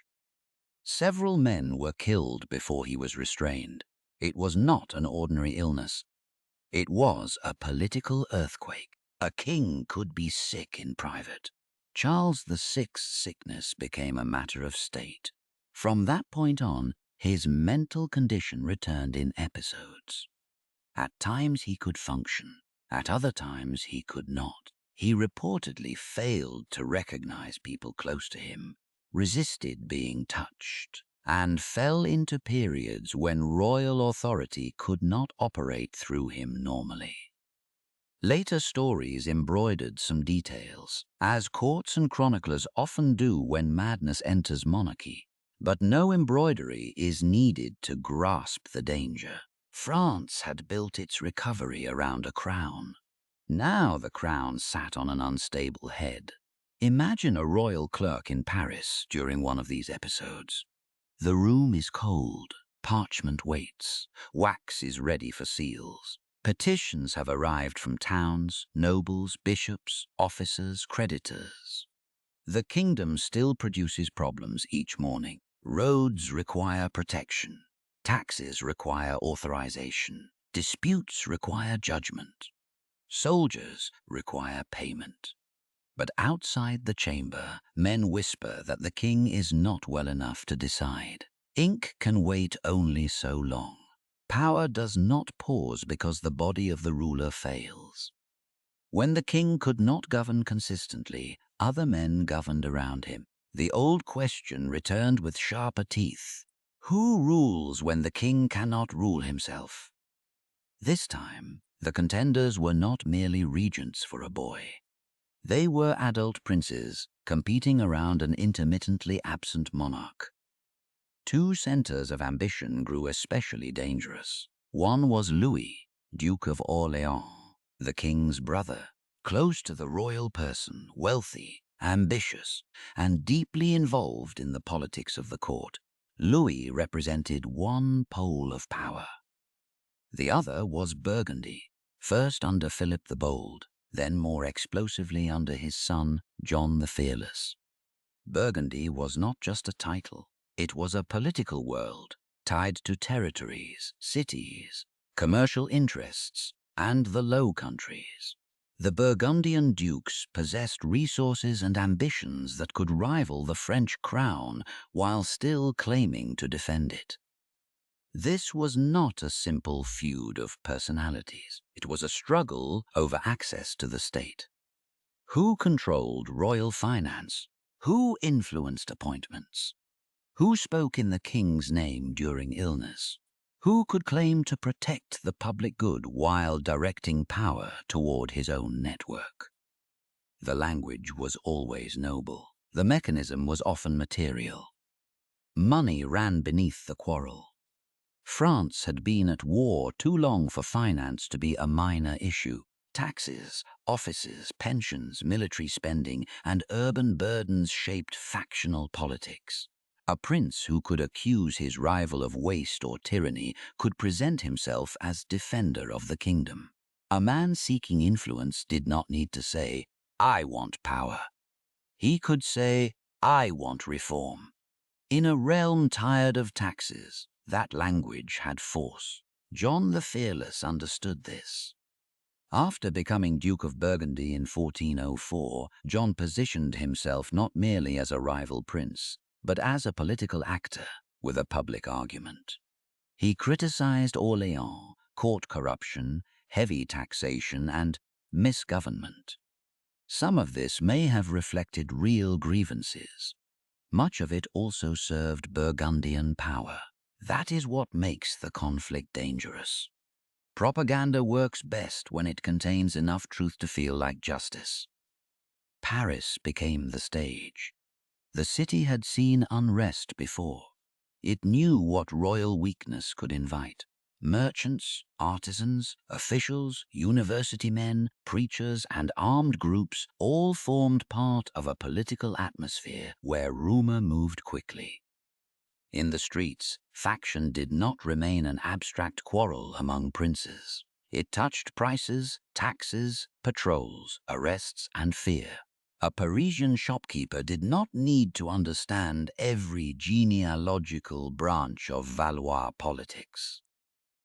He only needed to know which faction controlled the gates, which men were shouting in the streets, whether taxes would rise, whether soldiers would enter, whether a neighbor's loyalty could become dangerous by morning. The smell of bread, tallow, horse dung, river damp, and crowded alleys mixed with the sharper scent of political anxiety.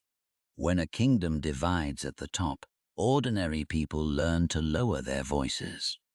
In 1407, the conflict crossed a line it could not uncross. Louis of Orléans was assassinated in Paris by men acting for John the Fearless. The murder was not a rumor at the edge of politics. It took place inside the capital, against the king's own brother, and it exposed the brutal truth beneath years of factional language. A prince of the blood had been killed because another prince judged that power could be seized more effectively through murder than negotiation. John did not simply vanish in shame. He sought to justify the act. Through arguments shaped by theologians and political writers, the killing was defended as tyrannicide, the removal of a destructive figure for the good of the kingdom. Jean Petit famously advanced a justification that later became controversial and contested, whether one accepted the argument or not. The political meaning was chilling. Murder had been dressed as reform. Assassination had been given a theory. This was how civil war entered the royal house. The supporters of Orléans did not accept Burgundian domination. A faction formed around the Orléans cause and its allies, eventually associated with the Armagnacs, named after Bernard VII, Count of Armagnac, who became a leading figure through family and political alignment. The kingdom hardened into camps, Burgundian and Armagnac, each claiming to defend France, each capable of treating the other as a greater enemy than the English. This was the great strategic gift to England, not a lost battle, a divided enemy. For decades, English kings had struggled to turn victories into permanent control because France, even when wounded, remained too large and too resilient. Charles V had shown how a patient French monarchy could reverse English gains. But civil war changed the calculation. If French princes fought each other, England no longer had to break a united kingdom. It could enter the fractures. The consequences spread outward. Armagnac and Burgundian rivalry distorted royal government. Paris changed hands in influence and mood. Violence in the capital surged at moments of crisis. The Cabotian Revolt of 1413, associated with Burgundian influence and urban radical pressure, showed how princely faction could stir popular anger and then struggle to control it. Reform, vengeance, street politics, and intimidation became entangled. France was not simply fighting England poorly. It was arguing over what France meant while the English watched. The tragedy is that many of the grievances were real. Taxation was heavy. Government could be corrupt. Princes did exploit office. The burden of war had exhausted communities. But real grievances do not automatically produce healing. In the hands of rival elites, they can become weapons. Each side could point to the failures of the other while deepening the failure they claimed to cure. Meanwhile, across the Channel, England had its own instability. Richard II was deposed in 1399 by Henry Bolingbroke, who became Henry IV. The Lancastrian dynasty, therefore, began with a wound in legitimacy. A king who had taken the throne from another anointed king needed ways to strengthen his position. War in France had long served English kings as a stage for honor, unity, and royal authority. Henry IV was often too burdened by rebellion and domestic problems to launch the grand conquest that Edward III had imagined. His son would be different. Henry V inherited not only a crown, but an opportunity. France was divided. Charles VI was ill. The Armagnac and Burgundian factions distrusted each other deeply. The French crown could not reliably coordinate its own strength. The memory of English rights in France remained available, and the old claim to the French crown could be revived with terrifying discipline.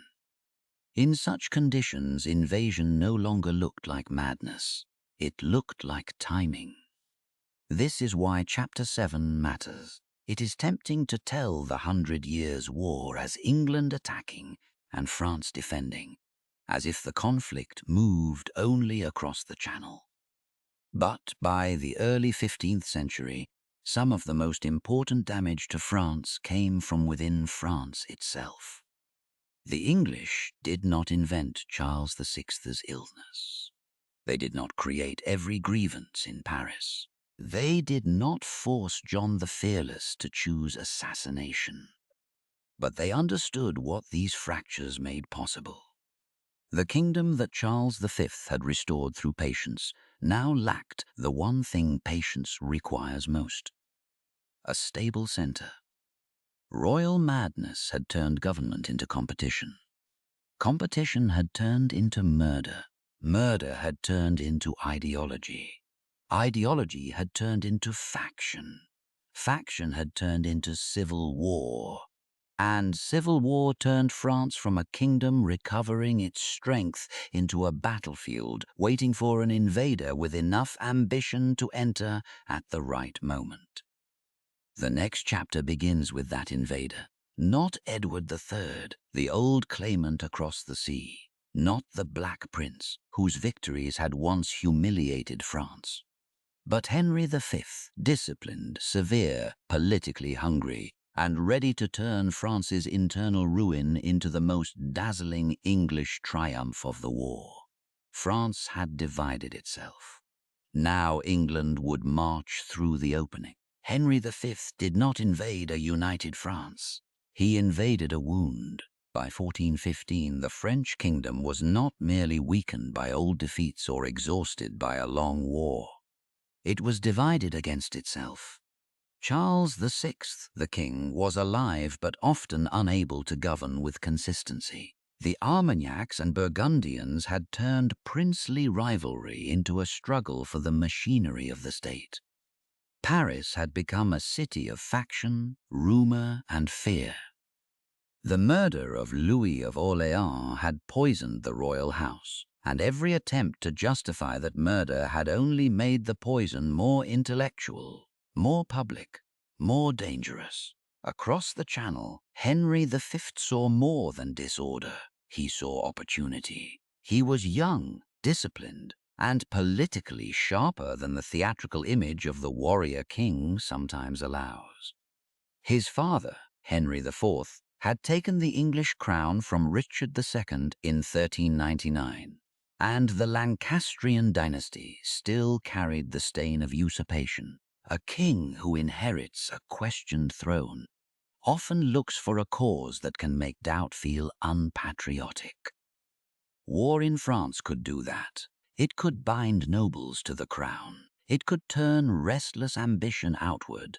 It could wrap Lancastrian rule in the older Plantagenet language of inheritance, honor, and rightful claim. Henry did not need to invent the claim. The old English claim to the French crown, first pressed by Edward III, had never entirely disappeared. It could be revived, enlarged, negotiated, and sharpened. Henry could speak not merely as a raider or opportunist, but as a king pursuing rights denied to his house. That language mattered. Armies are raised with money, but money is easier to raise when ambition wears the clothes of justice. So Henry prepared. War required parliament, ships, contracts, soldiers, bows, horses, armor, wages, provisions, and a political story strong enough to make all of it seem necessary. The English war machine of 1415 was not a loose feudal swarm. It was organized through indentures, obligations, payment, and military service, shaped by a crown that understood how to turn administration into violence. In the summer of 1415, Henry crossed to Normandy. His first major target was Harfleur, a port near the mouth of the Seine. Harfleur mattered because ports matter more than songs admit. A king who wanted to campaign in France needed a place where ships could land, supplies could arrive, and authority could be made physical. Harfleur was not simply a dot on the coast. It was a doorway into northern France. But doorways can be expensive. The siege of Harfleur drained the English army. Disease spread. Time passed. Men who had crossed the Channel expecting glory found themselves trapped in the slow misery of siege warfare. Mud, sickness, bad water, fatigue, and the smell of human bodies crowded around walls. The town eventually surrendered in September 1415, but victory had weakened the force that won it. This was the first warning. Henry had gained a port, but he had lost strength. A lesser commander might have retreated directly. Henry instead chose to march across northern France toward Calais, the long-held English stronghold. The decision was bold but also dangerous. He was moving through enemy territory with an army reduced by disease and siege. The French gathered to stop him. The road to Calais became a test not only of military skill, but of royal nerve. On October 25, 1415, near Agincourt, the two armies met. The field was narrow. The ground was wet. The French force, larger and filled with aristocratic expectation, faced an English army that had been battered by campaign, but still possessed the discipline that had made earlier English victories so devastating. The details of numbers and some tactical elements remain debated, as they often are with medieval battles, but the essential pattern is clear. The French attacked under conditions that punished their strengths and magnified English preparation. Again, the longbow became more than a weapon. It became an argument against a social order. French men-at-arms advanced through mud, compression, and missile fire into a space where numbers could turn against themselves. Armor protected, but also exhausted. Rank gave courage, but not room. The battlefield became crowded, physical, suffocating. Men who had entered the field as representatives of noble lineage found themselves reduced to bodies struggling for air and footing. Agincourt was not simply a massacre of arrogance by genius, that is too clean. It was a collision of weather, terrain, exhaustion, command decisions, tactical discipline, and political expectation. But its meaning became larger than its mechanics. To England, Agincourt looked like divine approval stamped into mud. To France, it was another aristocratic catastrophe, and this time it came while the kingdom was already politically broken. Imagine a French noble prisoner after the battle. He is not standing in a heroic tableau. He is cold, filthy, perhaps wounded, perhaps stunned by the speed with which status has become vulnerability. His armor, once a sign of rank, now marks him as valuable property. His family name can be converted into ransom. Around him, the field smells of blood, trampled grass, wet leather, and the sour breath of men who have survived by chance rather than plan. Defeat does not end when the fighting stops. It becomes accounting. For Henry V, Agincourt was the victory he needed. It transformed a risky campaign into legend. It strengthened his authority in England. It made criticism harder. It allowed him to return not as a reckless young king who had nearly trapped himself in France, but as the chosen instrument of a cause that now appeared blessed by battlefield success. But Henry was not satisfied with legend. That is what made him dangerous. Edward III had won great victories and still failed to turn them into permanent control. Henry understood that a crown claim required more than spectacular battles.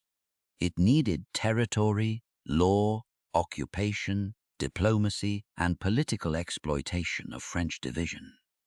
Agincourt opened the door. Henry intended to build a structure through it. He returned to France in 1417.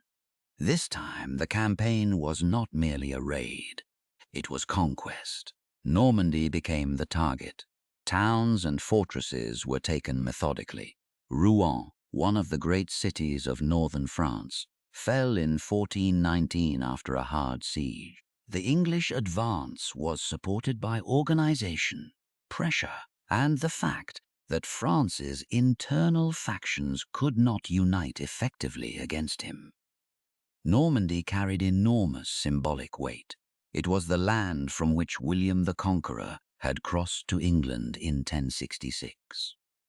For English kings, its recovery touched memory as well as strategy. For French kings, its loss reopened an old wound that Capetian power had once seemed to close. Henry was not only gaining territory, he was rearranging the historical imagination of both kingdoms. Yet the deepest opening came from French politics itself. In 1419, John the Fearless, Duke of Burgundy, was assassinated at Montereau during a meeting with the Dauphin Charles and his party.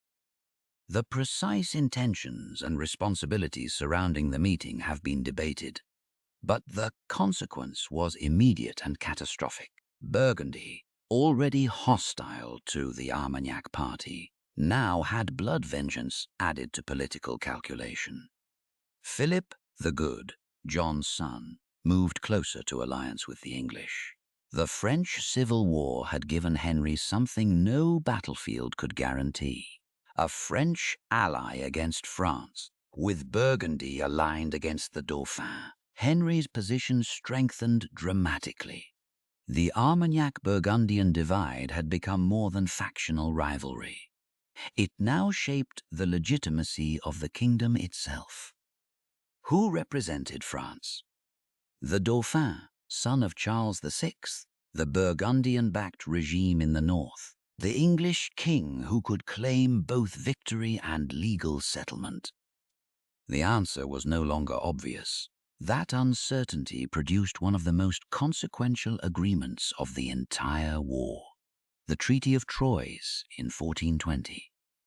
Under its terms, Henry V married Catherine de Valois, daughter of Charles VI.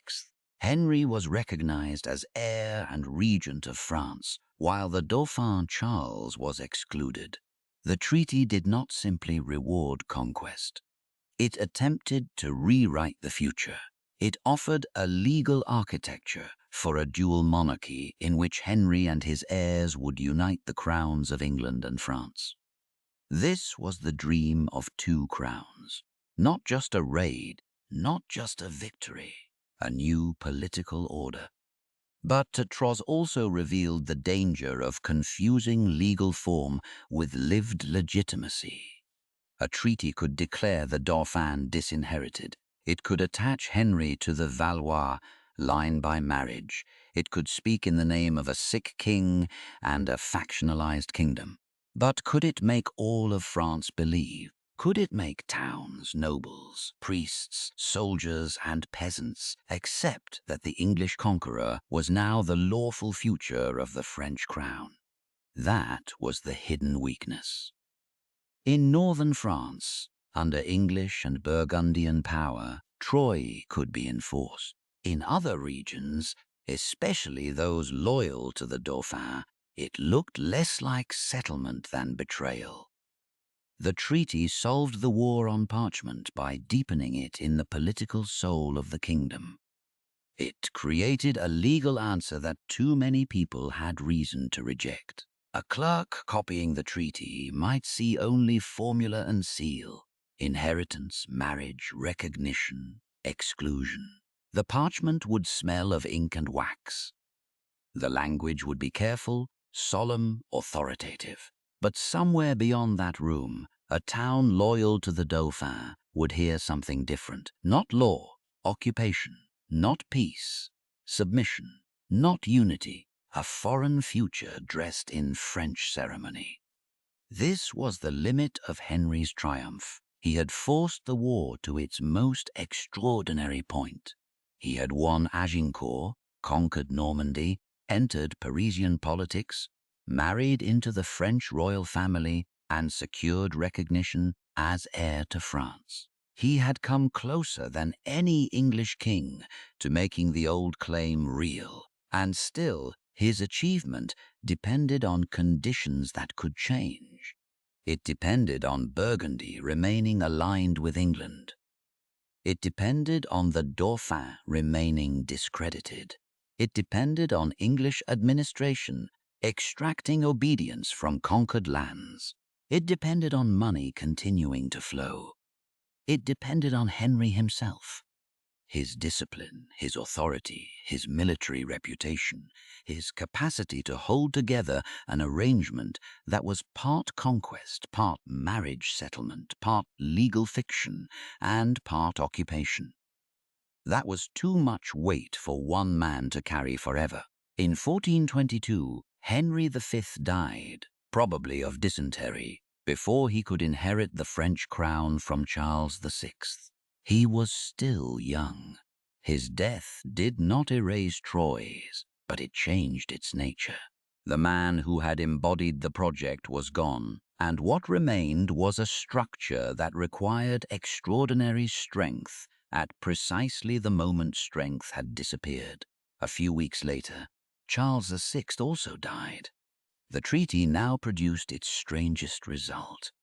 Henry VI, an infant less than a year old, became King of England and, according to the English Burgundian settlement, King of France. A baby inherited the most ambitious political design of the war. In his name, regents, captains, clerks, bishops, and soldiers would try to govern a dual monarchy that even Henry V might have struggled to hold. The dream of two crowns had reached its highest point. It had also become absurdly fragile. Because across the Loire, the disinherited Dauphin had not vanished. Charles still lived. His legitimacy was wounded, mocked, and geographically limited, but it was not dead. In the eyes of his supporters, he remained the rightful heir. In the eyes of his enemies, he was a pretender. In the eyes of history, he was waiting for the moment when a broken cause could be made sacred again. Henry V had conquered like a master, but he left behind a child, a treaty many Frenchmen rejected, a divided kingdom, and a war that now had to answer a question deeper than victory. Can conquest become legitimacy before the conqueror dies? The next chapter begins where Henry's triumph becomes another kind of crisis. In a France divided between a baby king in the north and a dauphin in the south, until a young woman from Domremy walks into the story and changes not the size of armies at first, but the meaning of belief itself. The war had produced kings, treaties, armies, and graves. Then it produced a girl. By the late 1420s, France no longer looked like one kingdom arguing with an invader. It looked like a country split between rival futures. In the north, the English and their Burgundian allies upheld the Treaty of Troyes. According to that settlement, the infant Henry VI, King of England by birth, King of France by claim, stood as the lawful heir to both crowns. Around him moved regents, captains, bishops, administrators, and soldiers trying to make a child's title into a political reality. In the south and center, the Dauphin Charles survived, but not yet triumphed. His enemies mocked him as the King of Bourges, a prince with a claim, a court, and loyal territories, but not yet the full sacred weight of French kingship. He had not been crowned at Reims, the traditional city of French coronation.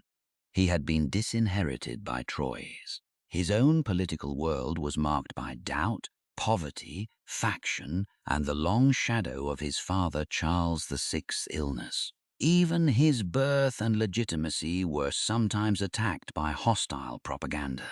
This was not only a military crisis, it was a crisis of belief. A kingdom can lose cities and still continue. It can lose battles and recover. But when people no longer know where lawful authority lives, every road, church, town gate, and tax demand becomes uncertain. The English could point to Troyes. The Burgundians could point to vengeance and alliance. The Dauphin could point to blood. But blood alone had not carried him to Rheims, and without Rheims, his kingship felt unfinished. In medieval France, coronation was not decorative. It made politics visible as sacred order. The oil, the cathedral, the ritual, the prayers, the presence of bishops, nobles, and witnesses, all of it turned a claimant into something more than a man with supporters. Reims mattered because French monarchy had taught itself to matter there. A king crowned at Reims could appear not merely selected but consecrated. A king uncrowned could still claim right, but he lacked the full theatre of legitimacy. Charles needed Reims, but before Reims he needed Orléans. By 1428, the English had laid siege to Orléans, a vital city on the Loire. Its position mattered strategically because control of Orléans could open the road deeper into the territories loyal to Charles.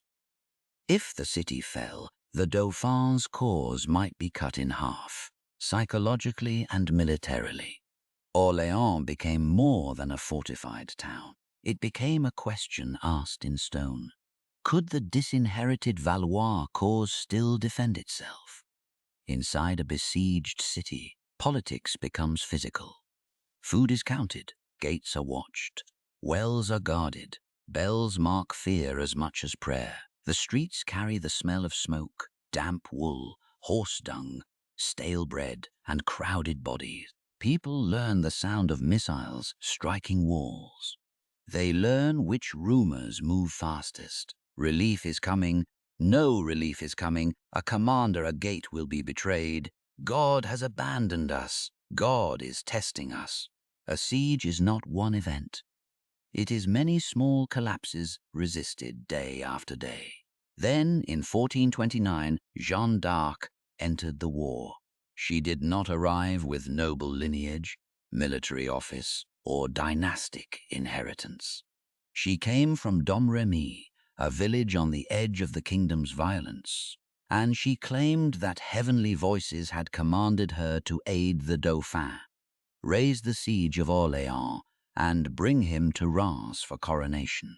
The nature of her visions belongs to the world of faith, testimony, and later trial records.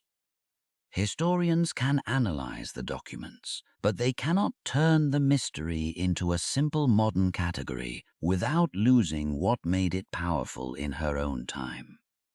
What matters historically is not whether every listener understood her in the same way. What matters is that she changed the atmosphere around a failing cause. Jeanne appeared at a moment when Charles's party needed more than strategy. It needed confidence. It needed a sign that the Dauphin was not merely one factional prince among many, but the rightful king whom heaven itself favored. In a war where English victories had often been interpreted as evidence of divine judgment, Jeanne helped reverse the spiritual pressure. She did not replace armies, captains, supply, or politics, but she gave them a new language. A frightened kingdom heard possibility in her voice. Charles and his advisers did not accept her without scrutiny. She was examined, questioned, and tested in the political religious environment of the Dauphin's court. That matters. Her rise was not simply a fairy tale entrance into history. It passed through clerics, counselors, military men, and a court that understood both the opportunity and the risk. A young woman claiming divine mission could inspire troops, or expose Charles to ridicule if she failed. But failure was already closing around them. So they let her go to Orléans. When Jeanne arrived in the city in April 1429, she entered a place worn down by siege and uncertainty. She came not as a general in the modern sense, commanding all strategy by professional authority, but as a presence that altered morale, urgency, and meaning. The French forces around Orléans already had experienced captains. The relief of the city required coordination, fighting, supply, and tactical action. Yet Jean's role was not therefore insignificant. In wars of legitimacy, morale can become material. Men fight differently when they believe defeat has stopped being inevitable. The siege began to break. In May 1429, the French and their allies struck at English positions around Orléans. The fighting was hard. Jeanne was wounded and returned to the struggle, an episode that quickly fed her reputation. The English positions were abandoned or taken, and the siege was lifted. The military result was significant. The psychological result was enormous. For years, the English had carried the aura of winners. At Orléans, that aura cracked. Imagine a citizen of Orléans hearing the bells after the danger lifts, not in a clean, cinematic silence, but in exhaustion. Smoke still hangs in the air. The stones are scarred. People are hungry, suspicious, and stunned by relief. A woman who had hidden flour under floorboards steps into the street. A child who has learned to flinch at distant noise hears bells instead of alarm. Men who yesterday expected the city to fall now speak of miracle, courage, luck, and the Maid. The war has not ended, but the future has changed texture. Orléans gave Charles what he had lacked, momentum tied to meaning. A mere military victory might have been absorbed by the long rhythm of war. But Orléans pointed toward Reims. Jeanne insisted that the Dauphin must be crowned. That insistence mattered because it shifted the objective from survival to consecration. The question was no longer simply how to hold territory. It was how to transform Charles from contested heir into an anointed king. The march to Reims was a gamble. The city lay in territory exposed to hostile forces and political uncertainty. To reach it required movement through towns whose loyalty could not be taken for granted. Yet the campaign unfolded with remarkable speed. Towns opened or submitted. The symbolic momentum of Orléans traveled ahead of the army. By July 1429, Charles entered Reims. There, he was crowned Charles VII. The ceremony did not magically unify France. It did not erase English armies, Burgundian power, financial weakness, or factional suspicion. But it answered Troyes with a different kind of authority. The treaty had tried to make Henry V and his heirs the lawful future of France. France answered with oil, ritual, and visible kingship. It said, "The Valois line still lives. The Dauphin is no longer merely Dauphin. He is king." This was the sacred reversal. Troyes had used law to disinherit Charles. Reims used ritual to restore him. Between the two stood Jeanne d'Arc, whose presence made the reversal emotionally legible to people who might never read the clauses of a treaty. She turned politics into a story ordinary people could feel. A dispossessed prince became a consecrated king. A besieged city became a sign. A war of dynastic documents became a struggle over whether God favored the English settlement or the French Restoration. But sacred momentum is not the same as military completion. After Reims, the path became harder. An attempt to move against Paris in 1429 failed. Political caution, divided priorities, limited resources, and the realities of fortified warfare slowed the surge. Charles VII, now crowned, did not always act with the urgency Jeanne desired. The king had to think not only as a rescued claimant, but as a ruler balancing factions, diplomacy, supply, and survival. Jeanne's power had been explosive. States move more slowly than saints. In 1430, Jeanne was captured near Compiègne by Burgundian forces, and eventually handed over to the English. Her capture exposed the brutal machinery beneath the war's sacred language. A woman who had helped restore Charles's legitimacy now became a prisoner, whose meaning had to be destroyed. For the English and their allies, it was not enough to defeat her physically. They needed to discredit her spiritually and politically. That need led to Rouen. In 1431, Jeanne d'Arc was tried by an ecclesiastical court under English influence and condemned. The proceedings were complex, filled with theological questioning, legal pressure, and political purpose. She was accused of heresy and related charges, including issues surrounding obedience, visions, and dress. The trial records are among the most extraordinary documents of the age, but they must be read with awareness of power. This was a court operating inside an occupied political world. The English understood what Jeanne represented. If she was sent by God, then Charles VII's coronation carried divine meaning.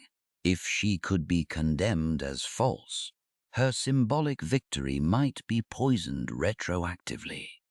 The trial was therefore not only about one prisoner, it was about the legitimacy of the king she had helped crown. In May 1431, Jeanne was burned at Rouen. The image has become so powerful that it risks swallowing the politics around it. Fire, stake, crowd, smoke, prayer.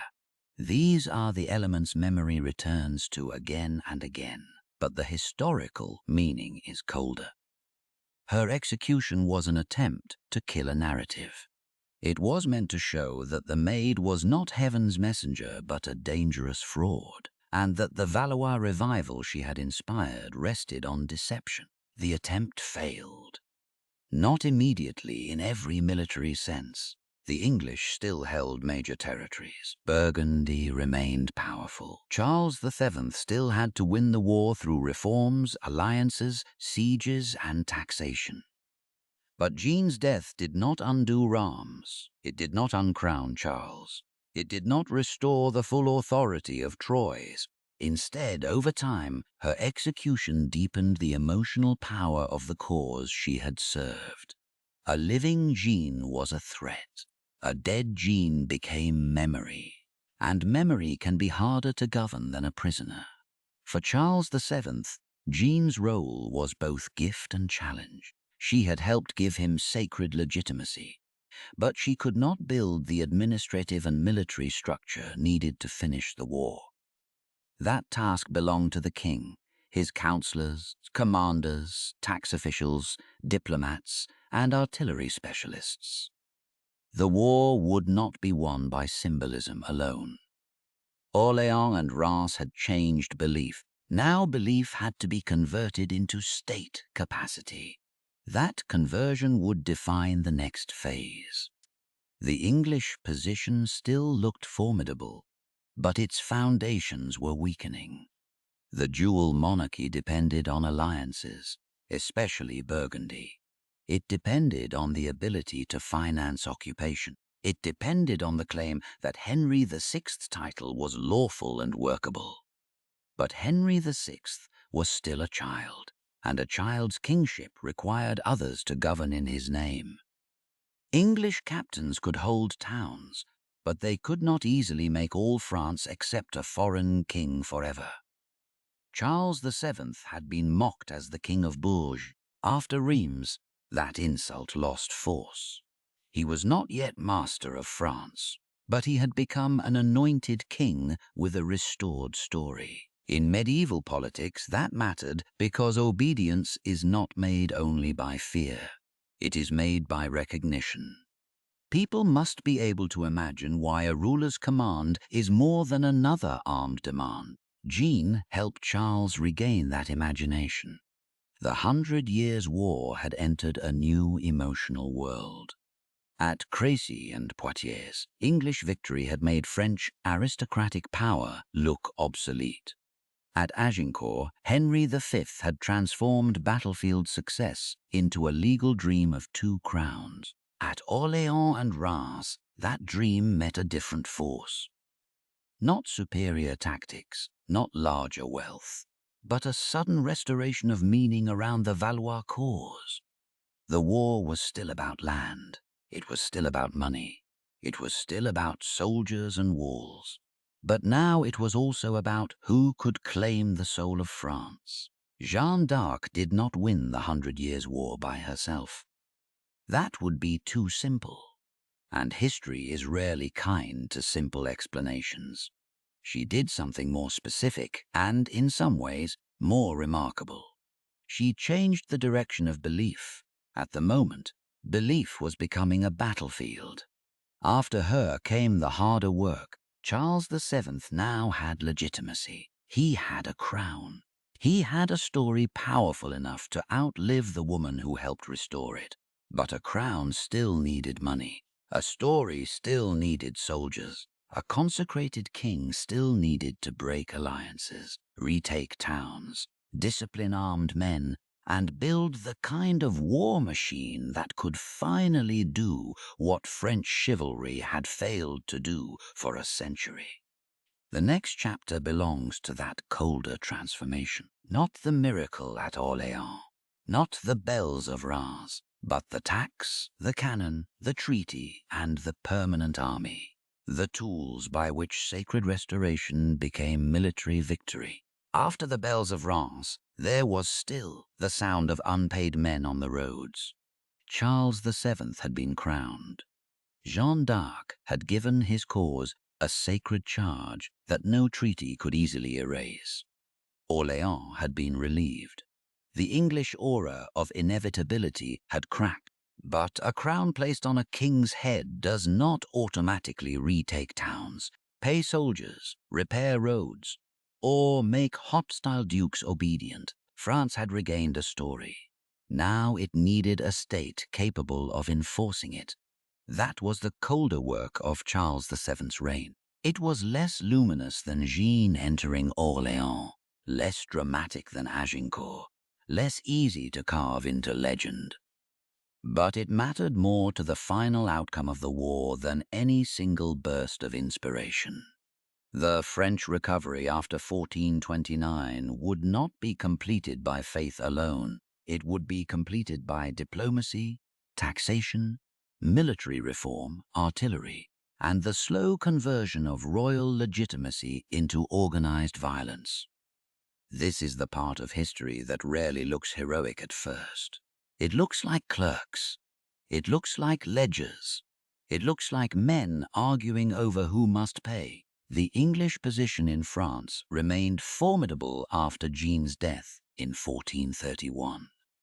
Paris was still not securely Charles's capital. Normandy remained under English power. The English held strongholds, garrisons, administrative networks, and allies. Henry VI's government, though complicated by his minority and the rival interests of powerful English nobles, still claimed the French crown through the Treaty of Troyes. But the structure was strained. The dual monarchy had always depended on more than English arms. It depended on Burgundy. Without Burgundy, English power in northern France would stand more exposed. The Burgundian alliance had given the English political depth inside France itself, a way to make occupation look less purely foreign. As long as Burgundy remained hostile to Charles VII, the Valois recovery faced a wall as much diplomatic as military, so Charles needed to break the wall. The turning point came in 1435 with the Treaty of Arras. Philip the Good, Duke of Burgundy, reconciled with Charles VII and withdrew from the English alliance. The treaty did not come from sentiment alone. Burgundy had its own interests, grievances, ambitions, and calculations. The murder of John the Fearless at Montereau in 1419 had driven Burgundy toward the English. But by the 1430s, the political landscape had changed. English power no longer looked as unstoppable. Charles VII's legitimacy had strengthened. Burgundy could gain concessions and prestige by negotiating. Arras was not just reconciliation, it was strategic amputation. The English lost the most important French support that had helped make their claim workable. They still possessed armies and territory, but the political environment around them shifted. A war that had once allowed them to enter France through French division now began to close around them through French consolidation. Diplomacy had changed the battlefield before the armies moved. A Burgundian merchant in the Low Countries might not describe it that way. He would think of routes, cloth, tolls, credit, and the stability needed for trade. A noble attached to Philip the Good might think of honor and compensation. A clerk drafting articles at Arras might think of formulas, titles, renunciations, exemptions, and seals pressed carefully into wax. Yet, beneath all of that paperwork was a military fact. England would now have to hold France with fewer French partners. The war became lonelier for the English. But even with Burgundy removed, Charles VII still needed force. A reconciled duke could change alliances. He could not retake every fortress. Towns had to be recovered. Garrisons had to be reduced. Roads had to be secured. The crown had to make itself present not only in ceremony, but in the daily reality of order. That required reform. France's old military problem had been brutally exposed since Crécy. Aristocratic courage was not enough. Feudal levies were unreliable for a long war. Mercenary bands could serve a crown one season and terrorize its subjects the next. Unpaid soldiers were not a reserve of strength. They were a future revolt on horseback. If Charles VII wanted to finish the war, he needed troops who could be maintained, directed, and controlled more consistently. The solution emerged gradually, but one of its most important forms came with the creation of the Compagnies d'Ordonnance in the 1440s, especially associated with reforms around 1445. These were organized companies of cavalry maintained under royal authority. They did not instantly create a modern army in the full later sense, but they marked a decisive step away from purely temporary feudal military structures. A king who could keep soldiers in regular service could think differently about war. He could plan beyond a campaign season. He could discipline violence instead of merely summon it. To support this, the crown needed money that did not vanish whenever emergency enthusiasm faded. The taille, a direct tax that became increasingly regular and central to royal finance, helped provide the fiscal foundation. This was one of the deepest consequences of the 100 Years' War. What began as extraordinary wartime need helped normalize a more permanent extraction of resources by the crown. Subjects did not experience this as a clean step toward state formation. They experienced it as payment.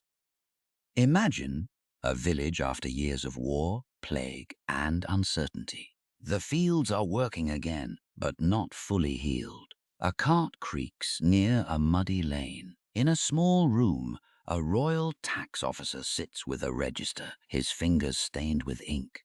Names are called, amounts are assessed. A farmer smells damp wool, old smoke, and the sourness of stored grain while he hears that the king needs money for soldiers who will protect the realm. The argument is not false. That is what makes it harder to resist. The same war that burned villages now justified the taxes meant to prevent future burning. The same people who had suffered from uncontrolled soldiers were asked to fund controlled ones. The crown's demand could feel oppressive and necessary at the same time. This tension sits at the heart of state formation. Protection and extraction grow together, and the people below often cannot separate the shield from the hand reaching into their purse. Charles VII's monarchy learned to make that bargain durable. It was not gentle. It was not democratic in the modern sense. It did not end local resistance, noble privilege, or social pain. But it gave the French crown a stronger material base than it had possessed in the disasters of the mid-14th century. The king's authority was no longer only a sacred story restored at Reims. It became a fiscal and military structure with teeth. Artillery sharpened those teeth. By the mid-15th century, gunpowder weapons were transforming siege warfare. Castles and towns still mattered, but the balance between wall and attacker was changing. Cannon did not make old fortifications useless overnight, and early artillery was expensive, heavy, difficult to move, and technically demanding. But when properly organized and supplied, it gave the crown a new way to reduce strongholds that had once prolonged occupation for years. A cannon was not simply an object of war. It was a concentration of state capacity. Metal had to be sourced. Founders had to know their craft. Powder had to be prepared. Oxen or horses had to drag the weight across bad roads. Engineers had to place the guns. Crews had to be paid. Ammunition had to arrive. A single shot carried behind it mines, furnaces, forests, carts, roads, wages, and orders. In a workshop, the birth of such a weapon would not feel like royal destiny.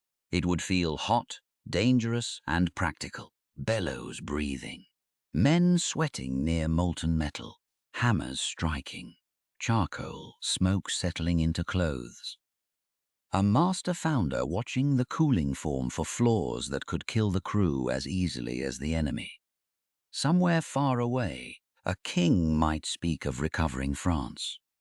Here, that recovery smelled of fire and metal. This was how sacred restoration became mechanical. The English, meanwhile, faced growing problems. Their occupation of Normandy required money and manpower. English politics was increasingly strained by factional rivalry and the burdens of war. Henry VI did not possess Henry V's authority, military talent, or commanding presence. The men ruling in his name could still fight, negotiate, and govern. But the emotional force of the Lancastrian project weakened as the years passed. A conquest founded by a remarkable king had to be maintained by ordinary politics. Ordinary politics was not enough. The French offensive gathered strength in the late 1440s. In 1449, Charles VII's forces moved decisively against English-held Normandy. The campaign showed how much had changed since the days when English armies could carve through France with terrifying confidence. The French now had better coordination, stronger artillery, royal finance, and a political cause no longer crippled by the Burgundian alliance. In 1450, the Battle of Formigny helped seal the fate of Normandy. The battle should not be treated as merely a revenge for Crécy or Agincourt. It was part of a broader campaign in which French forces, artillery, and coordination eroded English control. The English army, under pressure and unable to reverse the strategic direction, suffered defeat. Normandy, the old heartland of William the Conqueror, returned to the French crown. The symbolism was immense. In 1066, Normandy had crossed the sea and taken England. In 1450, France took Normandy back from England. But the more important point was not poetic symmetry. It was capacity. The French crown could now do what earlier Valois kings had failed to do: translate legitimacy, taxation, alliance, and military organization into territorial recovery. The English still had courage. They still had experienced men. They still had claims. What they increasingly lacked was the structure to hold the lands their victories had once promised. After Normandy came Guyenne. This was perhaps even more painful for England. Guyenne and Gascony had been tied to the English crown for centuries through trade, wine, law, and aristocratic memory. Bordeaux was not merely conquered territory. It was familiar, profitable, and deeply connected to England's continental identity. To lose Normandy was to lose a recovered symbol. To lose Guyenne was to lose the last great body of the old Plantagenet world in France. The people of Bordeaux and the southwest did not all experience French reconquest in one simple way. Local interests mattered. Trade mattered. English connections mattered. Some communities had reasons to prefer English rule, especially where commercial patterns had long tied them to the English market. That is why the region did not fall without complication. Political loyalty was not an abstract national instinct. It often followed law, privilege, trade, fear, and habit. But the French crown was now better equipped to force the issue. The final campaigns in Guyenne led toward Castillon in 1453, where John Talbot's attempt to restore English fortunes ended under French guns. But the meaning of Castillon had been prepared long before the battle. It had been prepared at Arras, when Burgundy stepped away from England. It had been prepared in tax offices, where revenue became more regular. It had been prepared in reforms that gave the king more reliable forces. It had been prepared in foundries, where cannon turned money into iron consequence. Castillon was the visible ending. The state had been learning to kill for years. This is the great reversal of the 100 Years' War. At the beginning, England seemed better at turning military skill into political shock. Edward III and the Black Prince humiliated France because they could exploit French overconfidence and weakness. Henry V nearly transformed that tradition into a dual monarchy, but over time France learned the deeper lesson. Not simply how to win battles, but how to build the instruments that make victory repeatable. That lesson was expensive. It demanded taxes that burdened the poor. It strengthened royal authority at the expense of older liberties and local autonomy. It made the monarchy more capable, but also more intrusive. The France that emerged from the war was not a gentle nation awakened by suffering. It was a harder kingdom, more centralized, more fiscally demanding, more able to command men and money in the name of survival. Victory did not purify power. It concentrated it. Charles VII, once mocked and uncertain, became the ruler under whom that concentration took decisive form. He had begun as a disinherited prince whose legitimacy depended on fragile loyalties and sacred restoration. He ended as the king whose government had outlasted England's claim on the ground. His triumph was not the triumph of personality alone. It was the triumph of a monarchy that had learned to bind story, tax, and military force into one system. England had won glory. France built capacity, and capacity in the end held the field. The next chapter returns to the smoke where this story began. Not to repeat Castillon as a battle, but to understand what came after it. Because the 100 Years' War did not merely decide who controlled Normandy or Guyenne. It changed what France and England believed they were. One kingdom emerged with a stronger crown and a deeper habit of central command. The other retreated across the Channel with wounded pride, unpaid ambitions, and a ruling class that would soon turn its violence inward. The war was ending. Its consequences were just beginning. The war ended without a single peace that could make the suffering look orderly.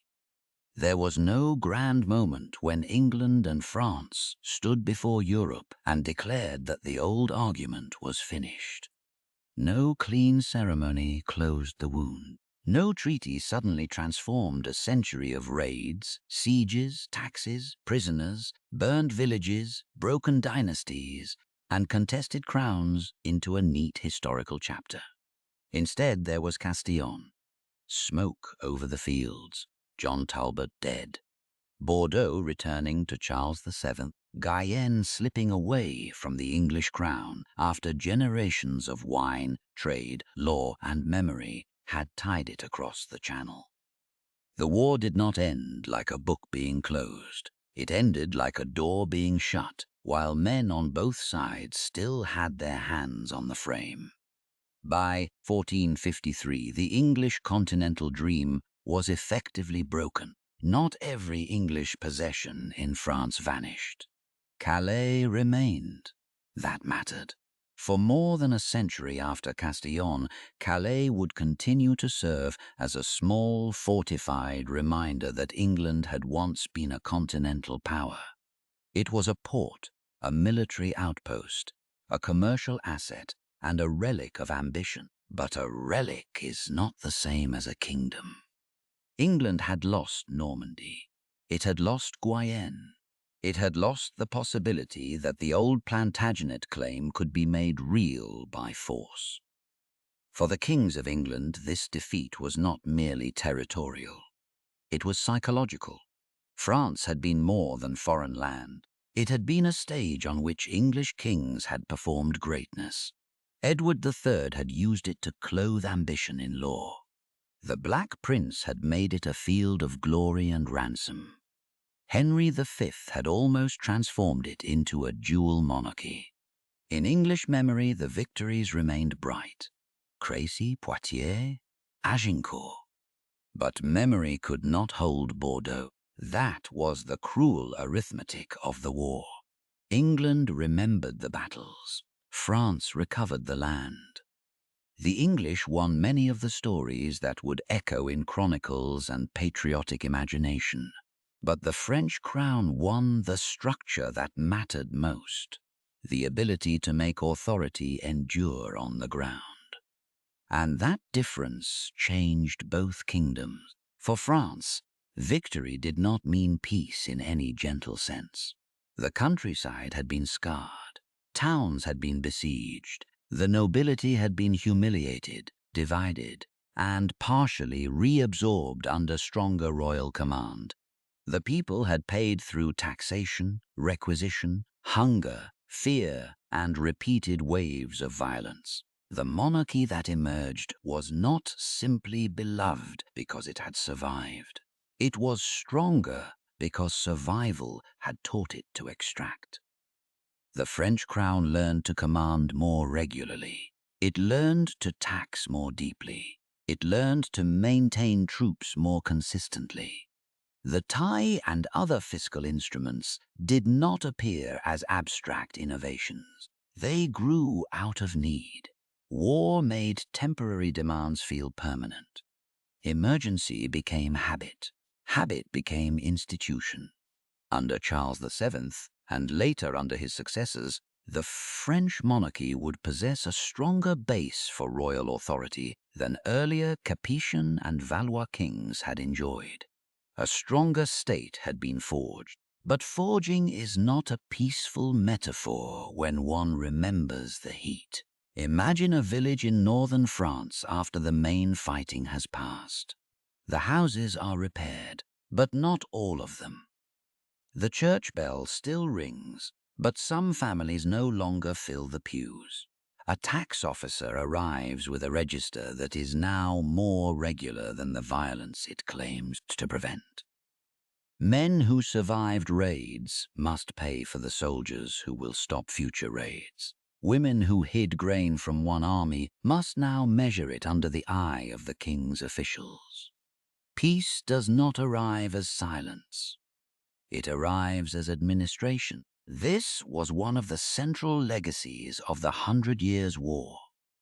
The French state did not become modern in a single moment. No medieval kingdom woke up in 1453 as a nation-state in the later sense. But the war pushed France toward a more centralized monarchy, a stronger fiscal system, a more permanent military structure, and a deeper political association between crown, territory, and collective survival. People did not yet think of France exactly as later generations would, but the idea that the kingdom belonged to a French political community and not to the inheritance claims of an English king had been strengthened by war. England changed differently. Defeat across the Channel did not immediately create a calm island nation. It created frustration, blame, unpaid ambitions, and political crisis. The ruling class that had spent generations seeking land, ransom, office, and glory in France now had to confront failure at home. The Lancastrian monarchy, already burdened by questions of legitimacy and the weakness of Henry VI, could not easily absorb the loss. When foreign war stops feeding elite ambition, that ambition often looks for another battlefield. In England, it found one. The Wars of the Roses did not happen only because England lost the 100 Years' War. History rarely offers such clean causes. Dynastic claims, noble rivalries, royal weakness, local feuds, economic pressure, and the mental condition of Henry VI all mattered. But the collapse of English power in France intensified the crisis. It discredited the government. It deprived nobles of opportunities abroad. It turned military frustration inward. Men trained by war, accustomed to violence and tied to rival aristocratic networks, carried their conflicts back into English politics. France had centralized through victory. England destabilized through defeat. This is the reversal that gives the war its final shape. For more than a century, English kings had tried to make France part of their dynastic world. In losing that world, England was forced to become something else. The Channel, once a bridge for conquest, became more clearly a boundary. English politics did not instantly abandon continental claims. No ruling culture gives up old dreams so easily. But the practical center of gravity shifted. The island began to matter differently. Parliament had also been changed by the war. English kings needed money to campaign, and money had to be negotiated. Subsidies, consent, complaints, and political bargaining became part of the rhythm of war finance.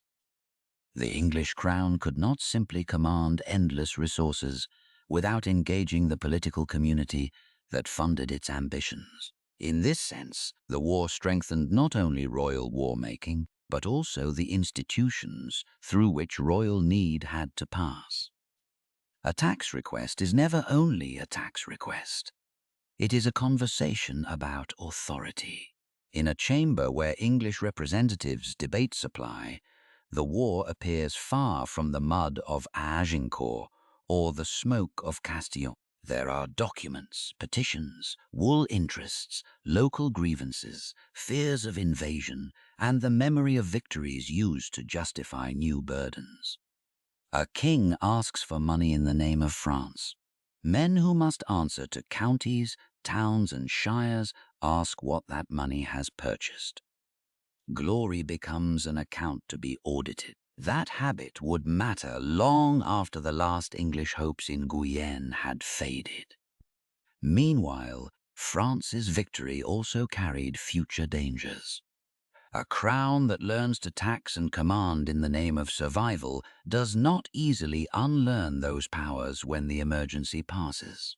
The stronger monarchy of late medieval and early modern France would build on foundations shaped by the Long War. Royal authority gained tools that later kings would use for purposes beyond defense.